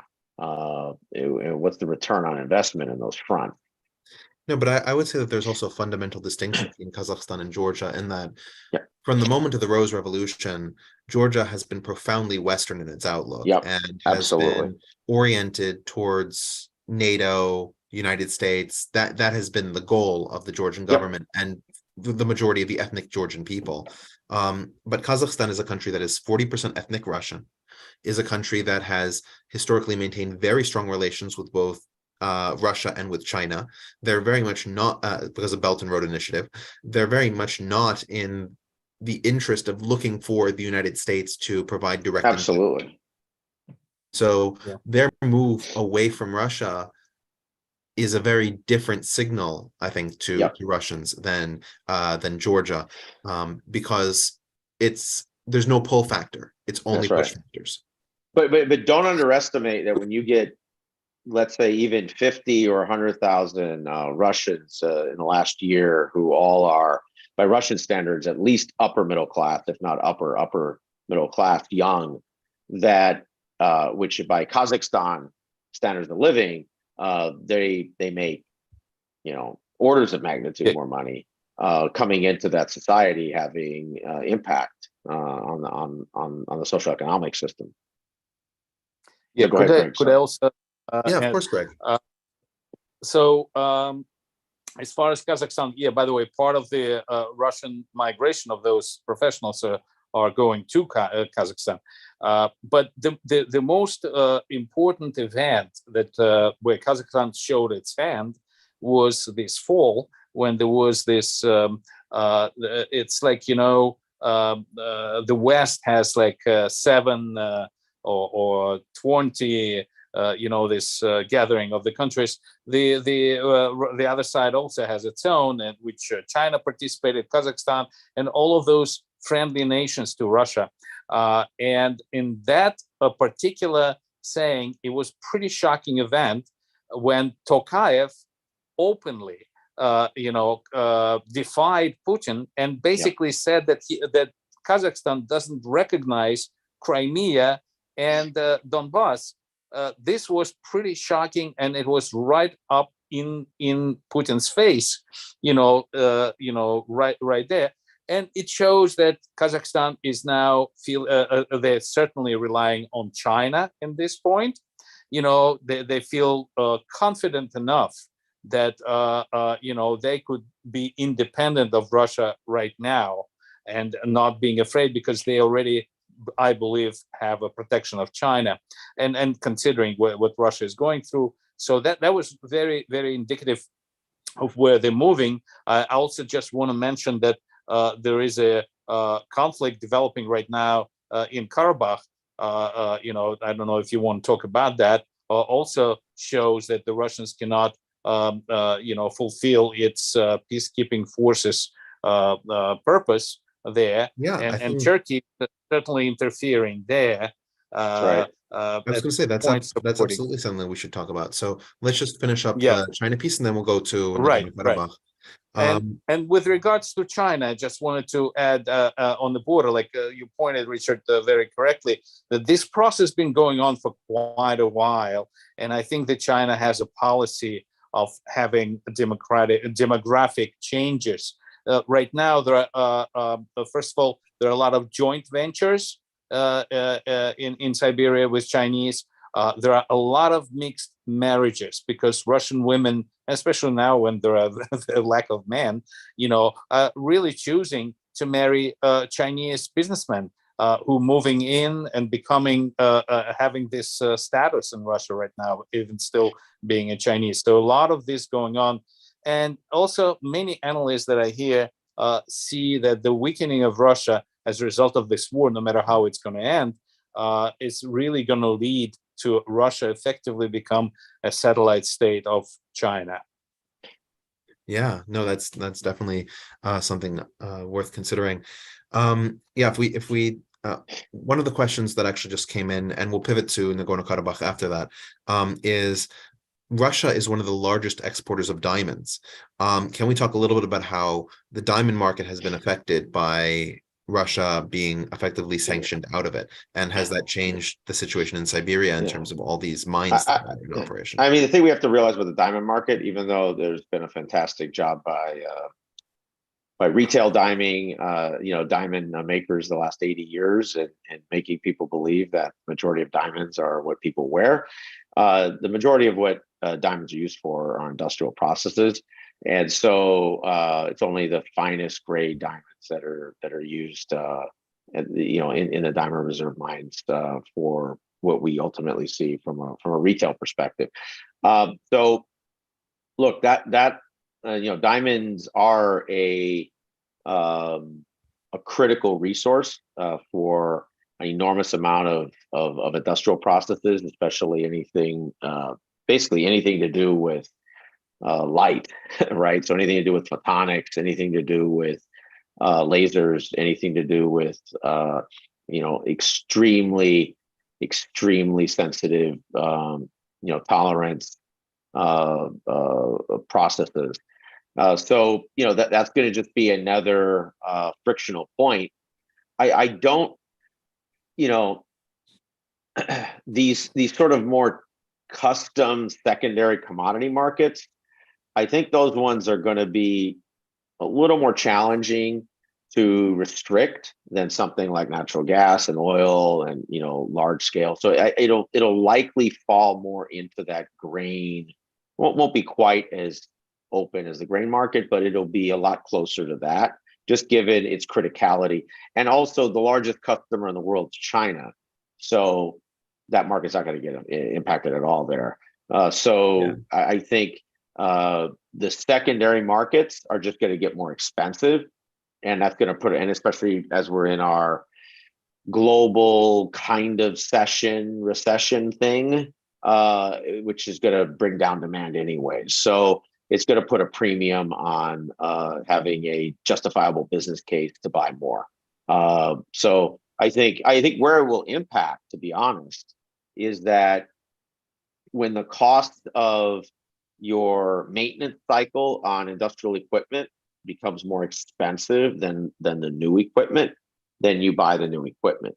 So it's gonna wind up impacting the retiring of more legacy industrial equipment, where you might have just done an upgrade, because you're going to have all these inputs that are just more expensive, and you could get the new one, which has all the other bells and whistles and is modern. So I think that will be, so in some strange way, it'll actually benefit a lot of the modernization that will go on in the industrial market over the next 2, 4, 5, 6 years. And I work in that world, so I kind of see what my customers are doing. And they used to always, let's say, trade something out only when it had, absolutely critical to, their assembly of their auto chassis or whatever it was they were doing. And now, they're trading out half their stock at this point, and modernizing. So if not more. So Nice. All right. So if we shift to Nagorno-Karabakh, for those we did a great presentation on Nagorno-Karabakh that's been lost to history, which we should do again at some point. We definitely should. I still have the PDF, the PPT. I just don't have the video. But for those who are unfamiliar, in last year in October, 2 years ago in October of 2020, actually that's not 2 years ago anymore, 3 years ago in October of 2020, Azerbaijan launched an attack on the Armenian occupied territory of Nagorno-Karabakh, the Republic of Artsakh. And that had been secured by ethnic Armenians on what was de jure Azerbaijani territory. The Azerbaijani attack was incredibly successful. The Armenian forces were forced to sue for a ceasefire, in which Russian peacekeepers came into the territory that remained under Armenian control in order to prevent further Azerbaijani incursions. Of course, now that Russia is trying to deploy more and more forces to Ukraine, fewer and fewer Russian peacekeepers are operating in those Armenian territories, and we're beginning to see what's called borderization, which is where soldiers will move a few feet or a few hundred feet in front of themselves and slowly cut the border down. But since it's not such a massive action that necessitates a full-blown war response, it's very difficult to counter. And this is particularly a problem for Nagorno-Karabakh, because the only part that connects this territory, which is entirely landlocked, to Armenia is a very thin corridor that's about 2 miles wide. So you can imagine borderization could effectively cut this territory off from Armenia. And that's what we're seeing. We're effectively seeing a blockade. And a lot of Karabakhtis, Armenians who live in Karabakh, are in very difficult situations with regards to food and otherwise access. So yeah, I mean, Oh, go ahead, Greg. Please, I want to say that the Armenians and the Pashinyan, who is president right now, they're kind of, he's kind of anti-Russian, and they see Russia as failing. And I think the development is that they really looking to maybe have a United Nations peacekeeping force to substitute Russian. That's kind of like an interesting development. And Armenia has been a very loyal ally to Russia in general. And I know that Armenian population is more pro-Russian rather than pro-Western even now. So despite that, also there are a lot of Russians, professionals, as you said, also migrated to Armenia and Germany, Georgia. And by the way, what's interesting that those Russian migrants, they increased the GDP of those small countries tremendously. It's That's really right. amazing. But yeah, returning to those things, there is also a question of the pass to Nakhichevan. I know Richard knows probably more about that because this is kind of a reverse situation that also could come to play with regards to this. Yeah, Nakhchivan is a region of Azerbaijan that is de jure part of Azerbaijan, but it is physically disconnected from the rest of Azerbaijan. And one of the agreements that led to the ceasefire in 2020 was that Armenia would permit Azerbaijan to send material over its territory to Nakhchivan. Previously, Azerbaijan would either send it over Iranian territory or would send it the long way around through Georgia, through Turkey, and then back around to circumvent Armenia.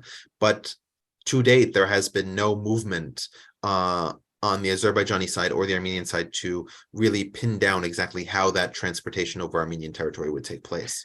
Yeah, I mean, I put all the physics in this in Turkey's hands at this point. I mean, Turkey is they've been playing a strong hand for the last 5 years, really, and I think they're the only risk they have is that the Azeris, go get way out in front of their skis and get hyper aggressive. Because if there is a red line for the Russians, it isn't Nagorno-Karabakh, it's Armenia itself, it's territorial integrity of Armenia. And the Russians have been pretty clear about that. And I know Turkey knows that. I don't know how much the Azerbaijanis believe that, / know that / care. And it won't surprise me if that something substantial by the Russians occurs in Azerbaijan to prove that point. Especially if there becomes sort of denied territory type operations by Azerbaijan, into Armenia, which I think would be a substantial error by the Well, Turkey, I mean, Azerbaijan has Turkey begun borderizations in the northern part of what is de jure Armenia. So it's not entirely, but the thing is that these borderizations, right, we're talking about a few hundred feet at the most. And so Russia hasn't seen it as that red line. Yeah. But it's like Tibet and and China and India. I mean, it has similar dimensions in terms of the behaviors that they have. You tend to be very small scale. They're not high kinetic forces, almost like, more policed, almost like territorial forces. But if there was ever any kind of operations, I think the Russians' response would be extremely escalatory very quickly. And I don't think Turkey wants to get into a proxy shooting war with Russia, especially on the Azerbaijan side. Now that we're at the 2-hour mark, and I think people seem to be very excited by the dialogue. A lot of people are staying, a lot of people are chatting. So I'm going to do the closing remarks, but we're going to return to some of these slides and see if there are future questions. Sure. So you can see we have a lot of slides. Doesn't matter.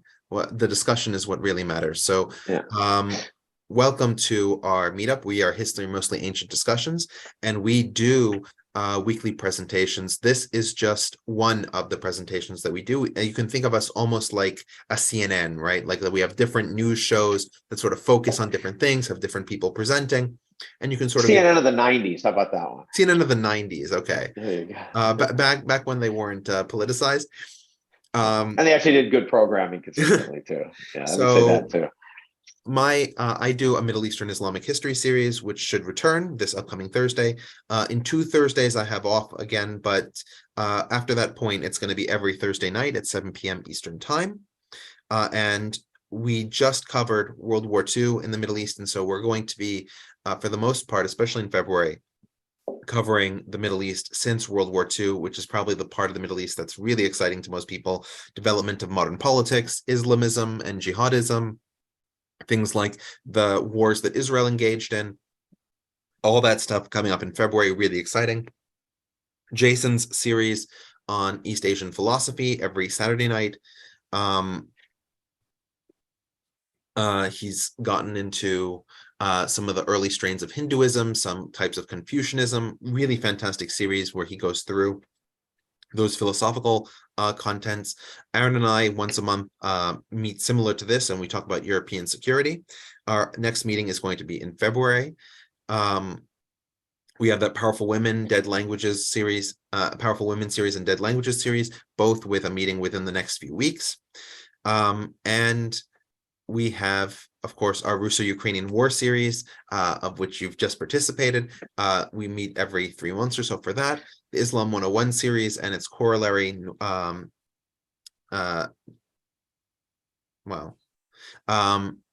forgot, Noor is going to do some of his travels or discussions about it, travels to Islamic holy places. Those pieces go together, and we have those from time to time. And we have also older series that are all up on our YouTube page. And if you want those links, again, they are right here. Zach put those in the chat. And so please feel free to join our meetup, subscribe to our YouTube. And of course, we appreciate any donations you can give us. This YouTube, meetup, and Zoom are all premium subscriptions. And so while we offer this content freely, we appreciate any donations you can have to help us sustain that. All right, let's get to some slides.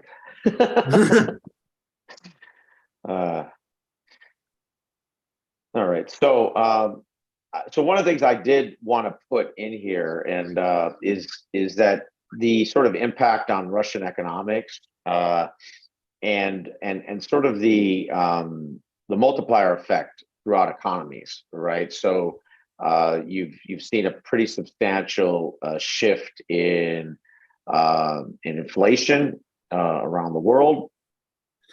You've also had a massive reduction in GDP growth, and there's obviously still an enormous amount of revenue that Russia gets. A lot of it was because of the extremely high energy prices. So in many cases, buyers in the West were buying less, but the prices were so high. They were some cases almost 3 times more expensive. In some cases, like natural gas, they were up to 4 or 6 times or 10 times more expensive in certain cases. So those numbers will, I think, in 23 come down pretty substantially. And in a certain way, the cost of this war for Russia has sort of been paid for by the 2022 boom in the energy markets that Russia has benefited from because of the invasion.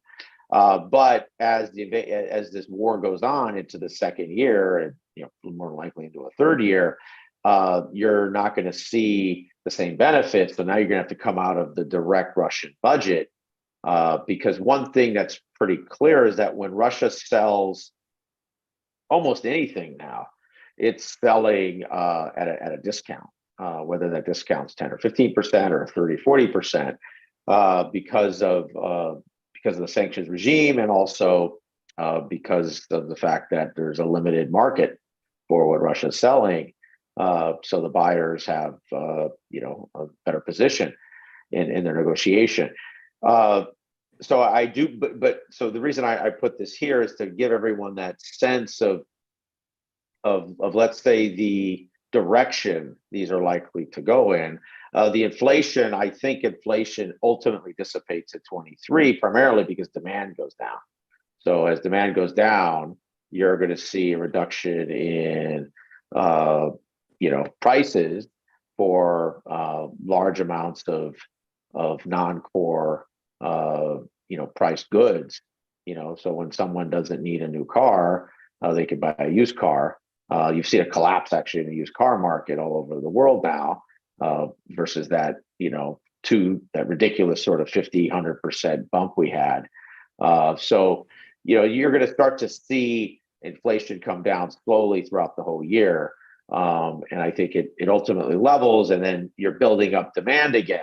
And I think at some point, whether it's 24, more than likely 24, into 25, you'll see growth again, and Russia's impact of this invasion will have been sort of dissipated out of the system. That won't mean in certain markets, it won't mean in certain segments of industry that you won't have externalities because of Russia, but overall we're talking about the whole world economy.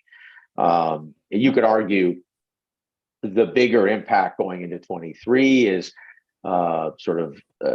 China's ability to respond to getting its economy back up and running again. It's going to have a bigger impact than what's going on with Russia now from a global economic standpoint. Next slide real quick there. Actually, we have a it was a question. good question. So Yep. yeah, is the United States subsidizing liquefied natural gas that they're sending to Europe? Well, they're not subsidizing but they are subsidizing the LNG. No, I'm joking. So they're not subsidizing the LNG gas itself. Now there's subsidies in almost every energy complex, so we want to separate the two. What's really happening is that Europe has, I want to say Europe, that Northern Europe and parts of Southern Europe have finally decided to build fixed LNG terminals, which was recommended for a better part of a decade, but they didn't want to, they didn't basically want to give U.S. advantage, so they were willing to trade with Russia for the gas versus have the gas come in from the U.S., which the U.S. was never going to be able to provide as much gas as Russia could provide, but the U.S. could provide quite a bit, and others, right, could follow other countries. The other thing that has happened pretty aggressively, I'm sort of impressed by this, is that the mobile LNG terminals, which is, just think of it as a set of containerized ships that are sort of turned into an LNG terminal.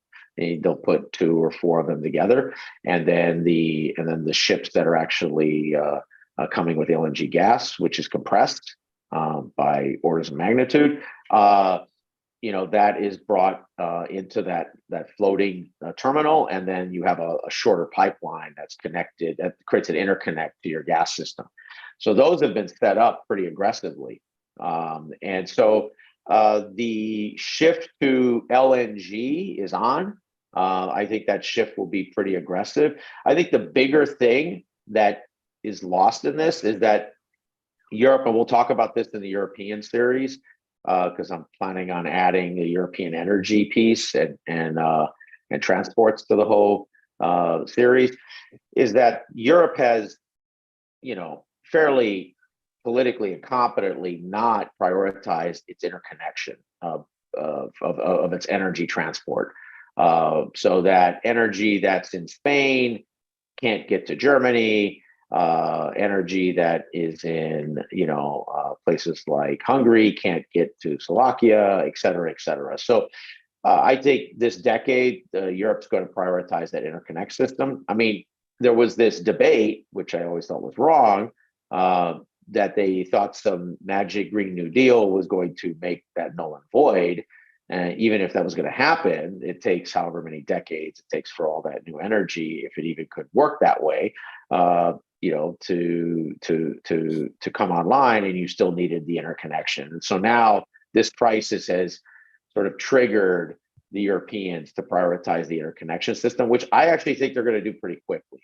So I would say by 25, you're going to see a huge amount of energy, let's say interdependence transmission going on And that's going to, provide as much of what Europeans need for energy.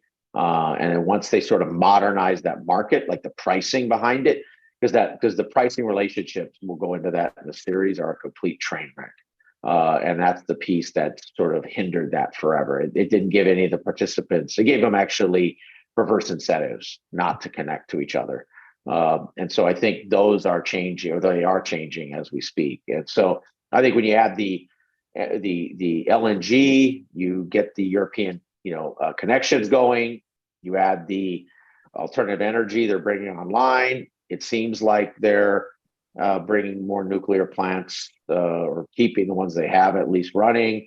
And Finland has a new one. Sweden has a new one that they announced. I mean, so I think you're going to see the energy stability over the next year or two. I think the real challenge is next winter. I think the Europeans have loaded up their stocks. I think the big challenge with energy is actually going to be their storage facilities. So they run a risk of actually having enough connections to generate all the stores they need in the spring and summer, but then those fill up, and they're running, at this sort of real-time level, and that's runs the risk if they have a really bad winter at some point. Now, I wanted to focus in on the graph you have up there, and maybe you clarified it and I missed it, but what's the reason that all these countries are trading more now with Russia than they were during the early stages of the war? What's happened, especially Slovenia? That seems like a massive jump, but then again, that's probably because when the energy prices went up 1x, 2x, or so, they could buy, well, two reasons. One, they might have fixed contracts already. Two, they don't have an alternative, right? So there's a chunk of states that just don't have, because there's no interconnection, they don't have an alternative energy source. I mean, it just doesn't exist, right? If Hungary, Slovakia, Czech just said, no Russia energy, I mean, they're burning wood, literally. I mean, so, it's, I mean, they don't have the coal plants, they don't have, I mean, it just isn't there anymore. And so they're in this, I would say medium-term transitional position. I mean, to be very honest, Russia has a benefit at this point in extracting whatever rents that they're able to get out of whoever they're able to get out of Europe for as long as they can. If they had enough other customers, they could turn off energy across, swaths of Eastern and Central Eastern Southern Europe, and they would precipitate a crisis immediately. And now I don't necessarily believe that crisis has a direct connection to what policy could change the Ukrainians from stop fighting. I don't connect the dots there, which I think is maybe one of the reasons the Russians don't do it, because the Russians know that no matter how much people would scream, Ukrainians aren't going to stop fighting. So I think the Russians say, well, you know what, let's extract however many 100 billion euros or dollars that we can out of Europe until we can't. And that's basically their calculus. They also wanted to accumulate enough energy for the winter. So that's right. Good point. Calculation. So they made a lot of things. But also, that's a great point. Actually, in February, there is a new landmark coming where there is going to be limitation prices on the oil products, not just on oil, but on oil products, and that's a big part of the Russian export. Yeah, no, that's a good point, because there's a whole bunch of intermediate goods, as Greg's pointing out, which are oil-based goods, petrochemicals, et cetera. Now, this gets a little dicey, because you start getting into things like potash and fertilizer, which I don't think anybody agrees we should be sanctioning at this point, given the multiplier effect into food worldwide. So Yeah, you know, I think it might be yeah. worth sort of disentangling that for some of our listeners. Potash is a number of potassium-based chemicals that are primarily found in Russia, Ukraine, and Belarus. So you can imagine this war is really at the height of the production center. And potash is used for making less fertile soils more fertile. And so while it might not be an issue for countries like the United States that have large fertile areas of grain production, it is essential for countries like Brazil, whose soil is very unfertile. And so you could see if potash supplies are very much dwindled, that these areas will suffer famines and quite severe famines. So yeah, please Yeah. continue. So I would say, you know, there's more of a attempt to be surgical about this. And I think, you know, I think Europe will be as accurate as it wants to be when it comes to this. You know, there's a calibration game going on here, right? Like when there is a substitute product and there's enough guarantee relative to demand, long term or medium, at least medium term, then Europe and the US will support basically what Europe wants to do in this. Then Europe will be more than willing to sanction that product.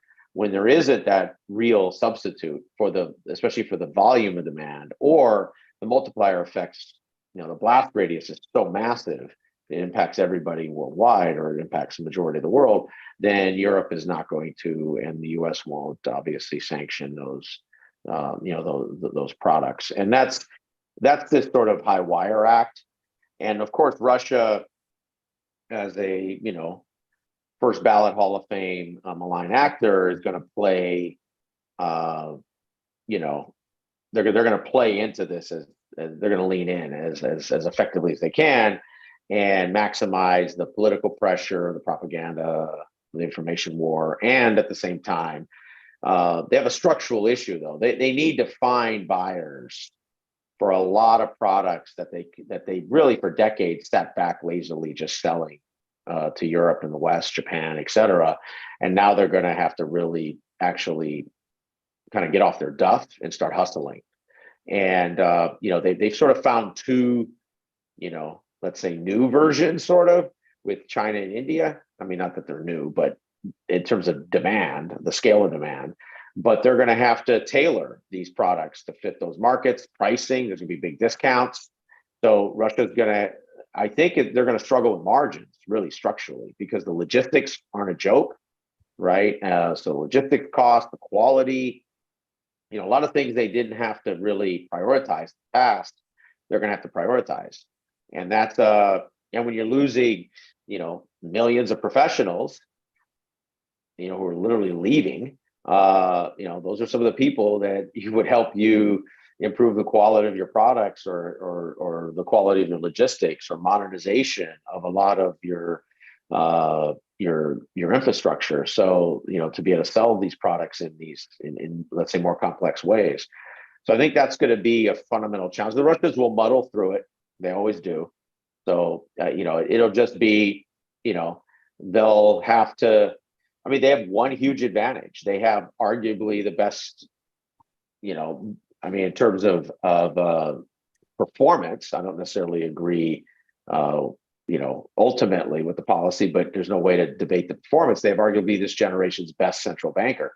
And so, you know, and I encourage people to read, you know, about her background and just everything. I mean, it's just the way, her team pivoted in hours. I mean, it was very much like the 2008, you know, crisis, you know, in the US, which sort of became somewhat global indirectly. You know, there was, she did sort of a similar playbook, and she's been able to stabilize the ruble at, you know, using all kinds of tools, very much like the US did, you know, playing with the swivels and Wizard of Oz mode. But, you know, it's worked-ish. And I think that's part of this new rush, will be a form of sort of financialization, new trading partners, trying to drive more non-Western goods, which actually are going to be purchasing power parity beneficial to Russia, right? Because if I spend, $1,000 on a bag, and I'm not an oligarch, I'm a upper middle class or upper middle class, but I buy a similar bag for $200, and it satisfies my substitution good need, or if that's my only option, it's actually, a massive benefit purchasing power wise. So I think that's the play that Russia, that's kind of the only play they have. And by the way, without that central bank and finance team, I actually think Russia's economy could have collapsed actually, but the mechanisms of preventing the selling of rubles and as soon as the Western sanctions, in essence, escrowed, $250 billion to $500 billion in Russian assets. They then put corresponding asset seizures on the table. They didn't get the same, it wasn't the same volume, obviously, same worth, but they probably squeezed another 100 billion out, and that's been enough to sort of muddle through it. And so, and now they've really moved on from that Western financial system completely. I think they're in the last year of that, and then that's it really. And then it'll be this total turn towards Asia, which will, and the whole Indo-Pacific, which I don't think will have anywhere near the regulatory sanctions. They'll have them for products and services and certain banking, but the Russians and Chinese are geniuses in how to navigate these things, and they'll muddle through it. So this shows obviously the collapse in Russian trade. Go ahead, Greg, please. Yeah. I just wanted to add about this, that the Russians themselves, and then many analysts are really giving a lot of praise to, specifically there is this, the head of the monetary policy, Nabibulina, who seemed to be very smart and knowledgeable.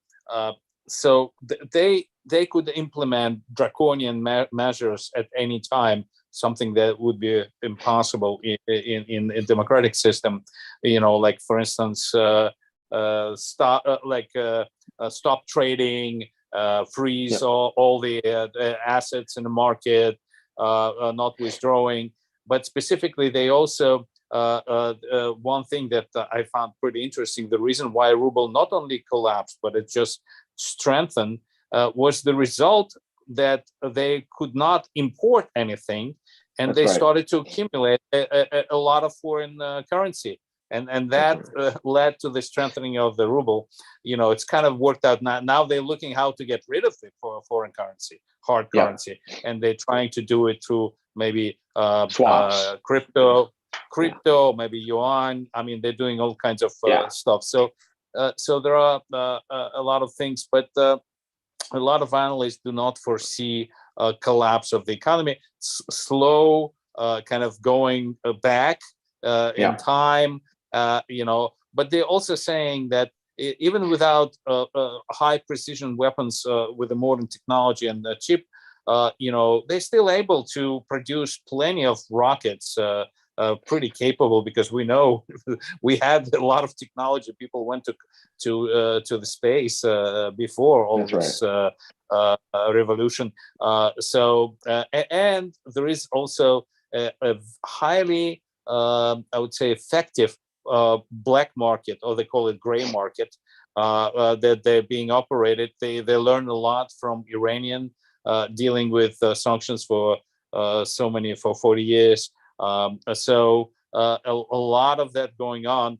And unless United States and the West in general will start to really monitoring and enforcing those sanctions, this will never happen, because you know that recently, like, they started to question how come in this drones that they got from Iran, over 70% of the Western technology. How did they get it? I mean, because they're sanctioned, they can't get it. But Germany. they do. That's how they got it. The simple answer is Germany. Right. I know. So, I'm saying it has to be an enforcement, not just so, that's right. because otherwise this black or gray market operates pretty effectively. Yeah. So great points there, Greg. And if you go, Richard, I have a slide on the fires and on the Iranian fires. If you go forward, a little more. Yep, we'll go back to strikes there for a second. Yep, go back one more. Yep. So this was, we talked earlier about the Russian strikes on Ukrainian infrastructure. And obviously the Ukrainians, we didn't talk about this, but the Ukrainians did a very strategic strike on Engels Air Base, which had Tupolev 95 and 160 bombers, which are the strategic air assets that the Russians have in the Russian nuclear triad, but also it's part of their. They deliver, just like in the U.S., precision guided munitions through 95s and 160s.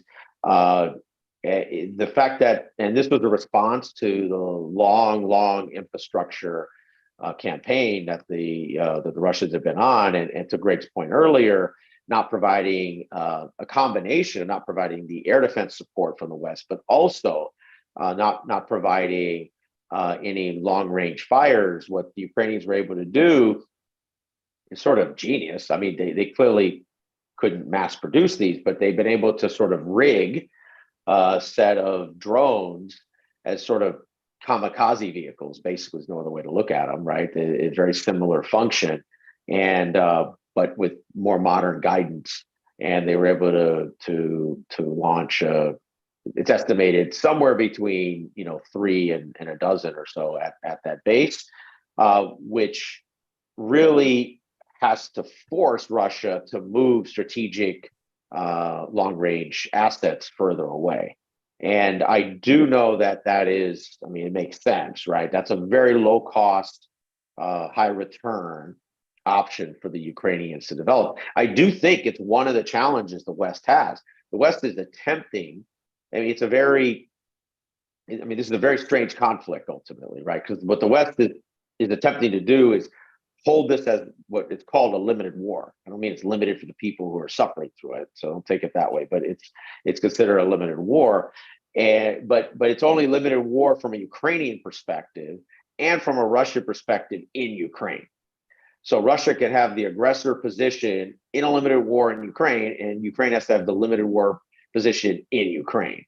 And I think the Ukrainians have been teasing, every so often, a more dynamic saboteur, long-range kind of a deterrent approach, which at some point either the West is going to have to accept, and that's going to force the Russians to behave differently, or you go down some kind of escalatory curve, which I think that's the whole point. The West wants no escalation at the cost of the Ukrainians having to sort of wither the inventory of Russia fighting them. So one other. I think that's actually a really great place to leave off with, because I have other demands. Yes. If anybody has any last words or questions they want to ask before we head out. Oh, and one quick point: we don't have to wait 3 months because there was other material. So maybe in another few weeks, if you guys are interested. I mean, if you are, if you're not, you want to wait a few months, that's fine too. One of the reasons we wanted to wait was we wanted enough material change to occur to sort of justify, because there's a lot of actors out there that are talking about this 24/7, but the change is sort of very small. But we can cover in the future sort of the Iran piece, which I think is a big deal.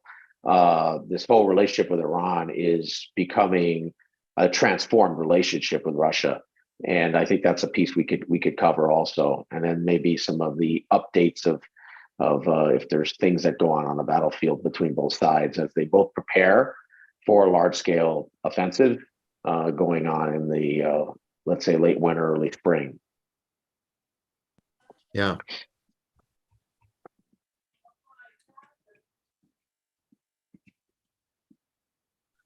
Greg, do you have anything you want to add? No, we're good. Well, thank you everybody who wanted to take a Oh, second. Michael has his hand up actually. So he has. Oh, let me unmute you, Michael.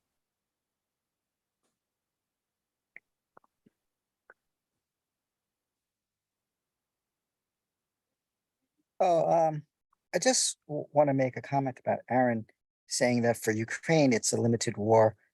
I don't actually believe so. For Ukraine, who sees this as existential, it is a total war for them. We can see that through the entire mobilization of their society. For Ukraine, it's an all-out war effort. So the question is actual total war for the Ukraine. And if they had the capabilities, I'm sure they would strike further outside of the Ukrainian area into Russia. For Russia, of course, it's a limited war, and for the West, the NATO, and the United States, it is a limited war. But for Ukraine itself, I would not crouch it in terms of a limited war.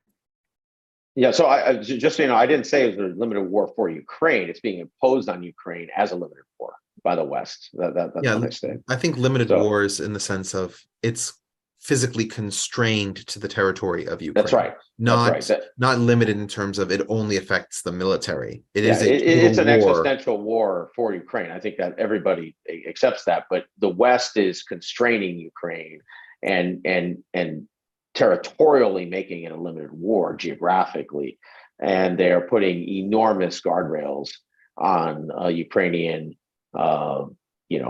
action basically in any other sphere. And the Ukrainians almost have to trick the West and the Russians with one-off. So when they can sink a cruiser, it's a one-off, and they kind of got everyone. And then the constraint comes back on. And then when they hit a base, the one-off, the constraint comes back on. So I understand they have special meaning, but so then how would you define a geographically limited war put on constrained by outsiders? You have to come up with a term for that, because that's basically what this war is. It's being constrained as a geographical war by outside forces. The U.S. and its allies will not support Ukraine conducting large-scale operations against Russia outside of Ukraine. And so there needs to be some term of reference or term of art for that. All right. So I think with that, we'll say goodbye. And again, we look forward to seeing you. I'm doing a presentation at 3 o'clock, which is in an hour and a half, on Middle Eastern Christian heresy. So completely different subject. But we look forward to seeing you at that. We look forward to seeing you at future Ukraine presentations, if that's more your speed. For everybody at History Mostly Ancient Discussions, thank you for coming, and have a good day. Thank you. Thanks. Great job, Richard. Hey. Thanks, Greg. Thank you all. Take care. Thank you. Yeah. Bye-bye. All right. Bye.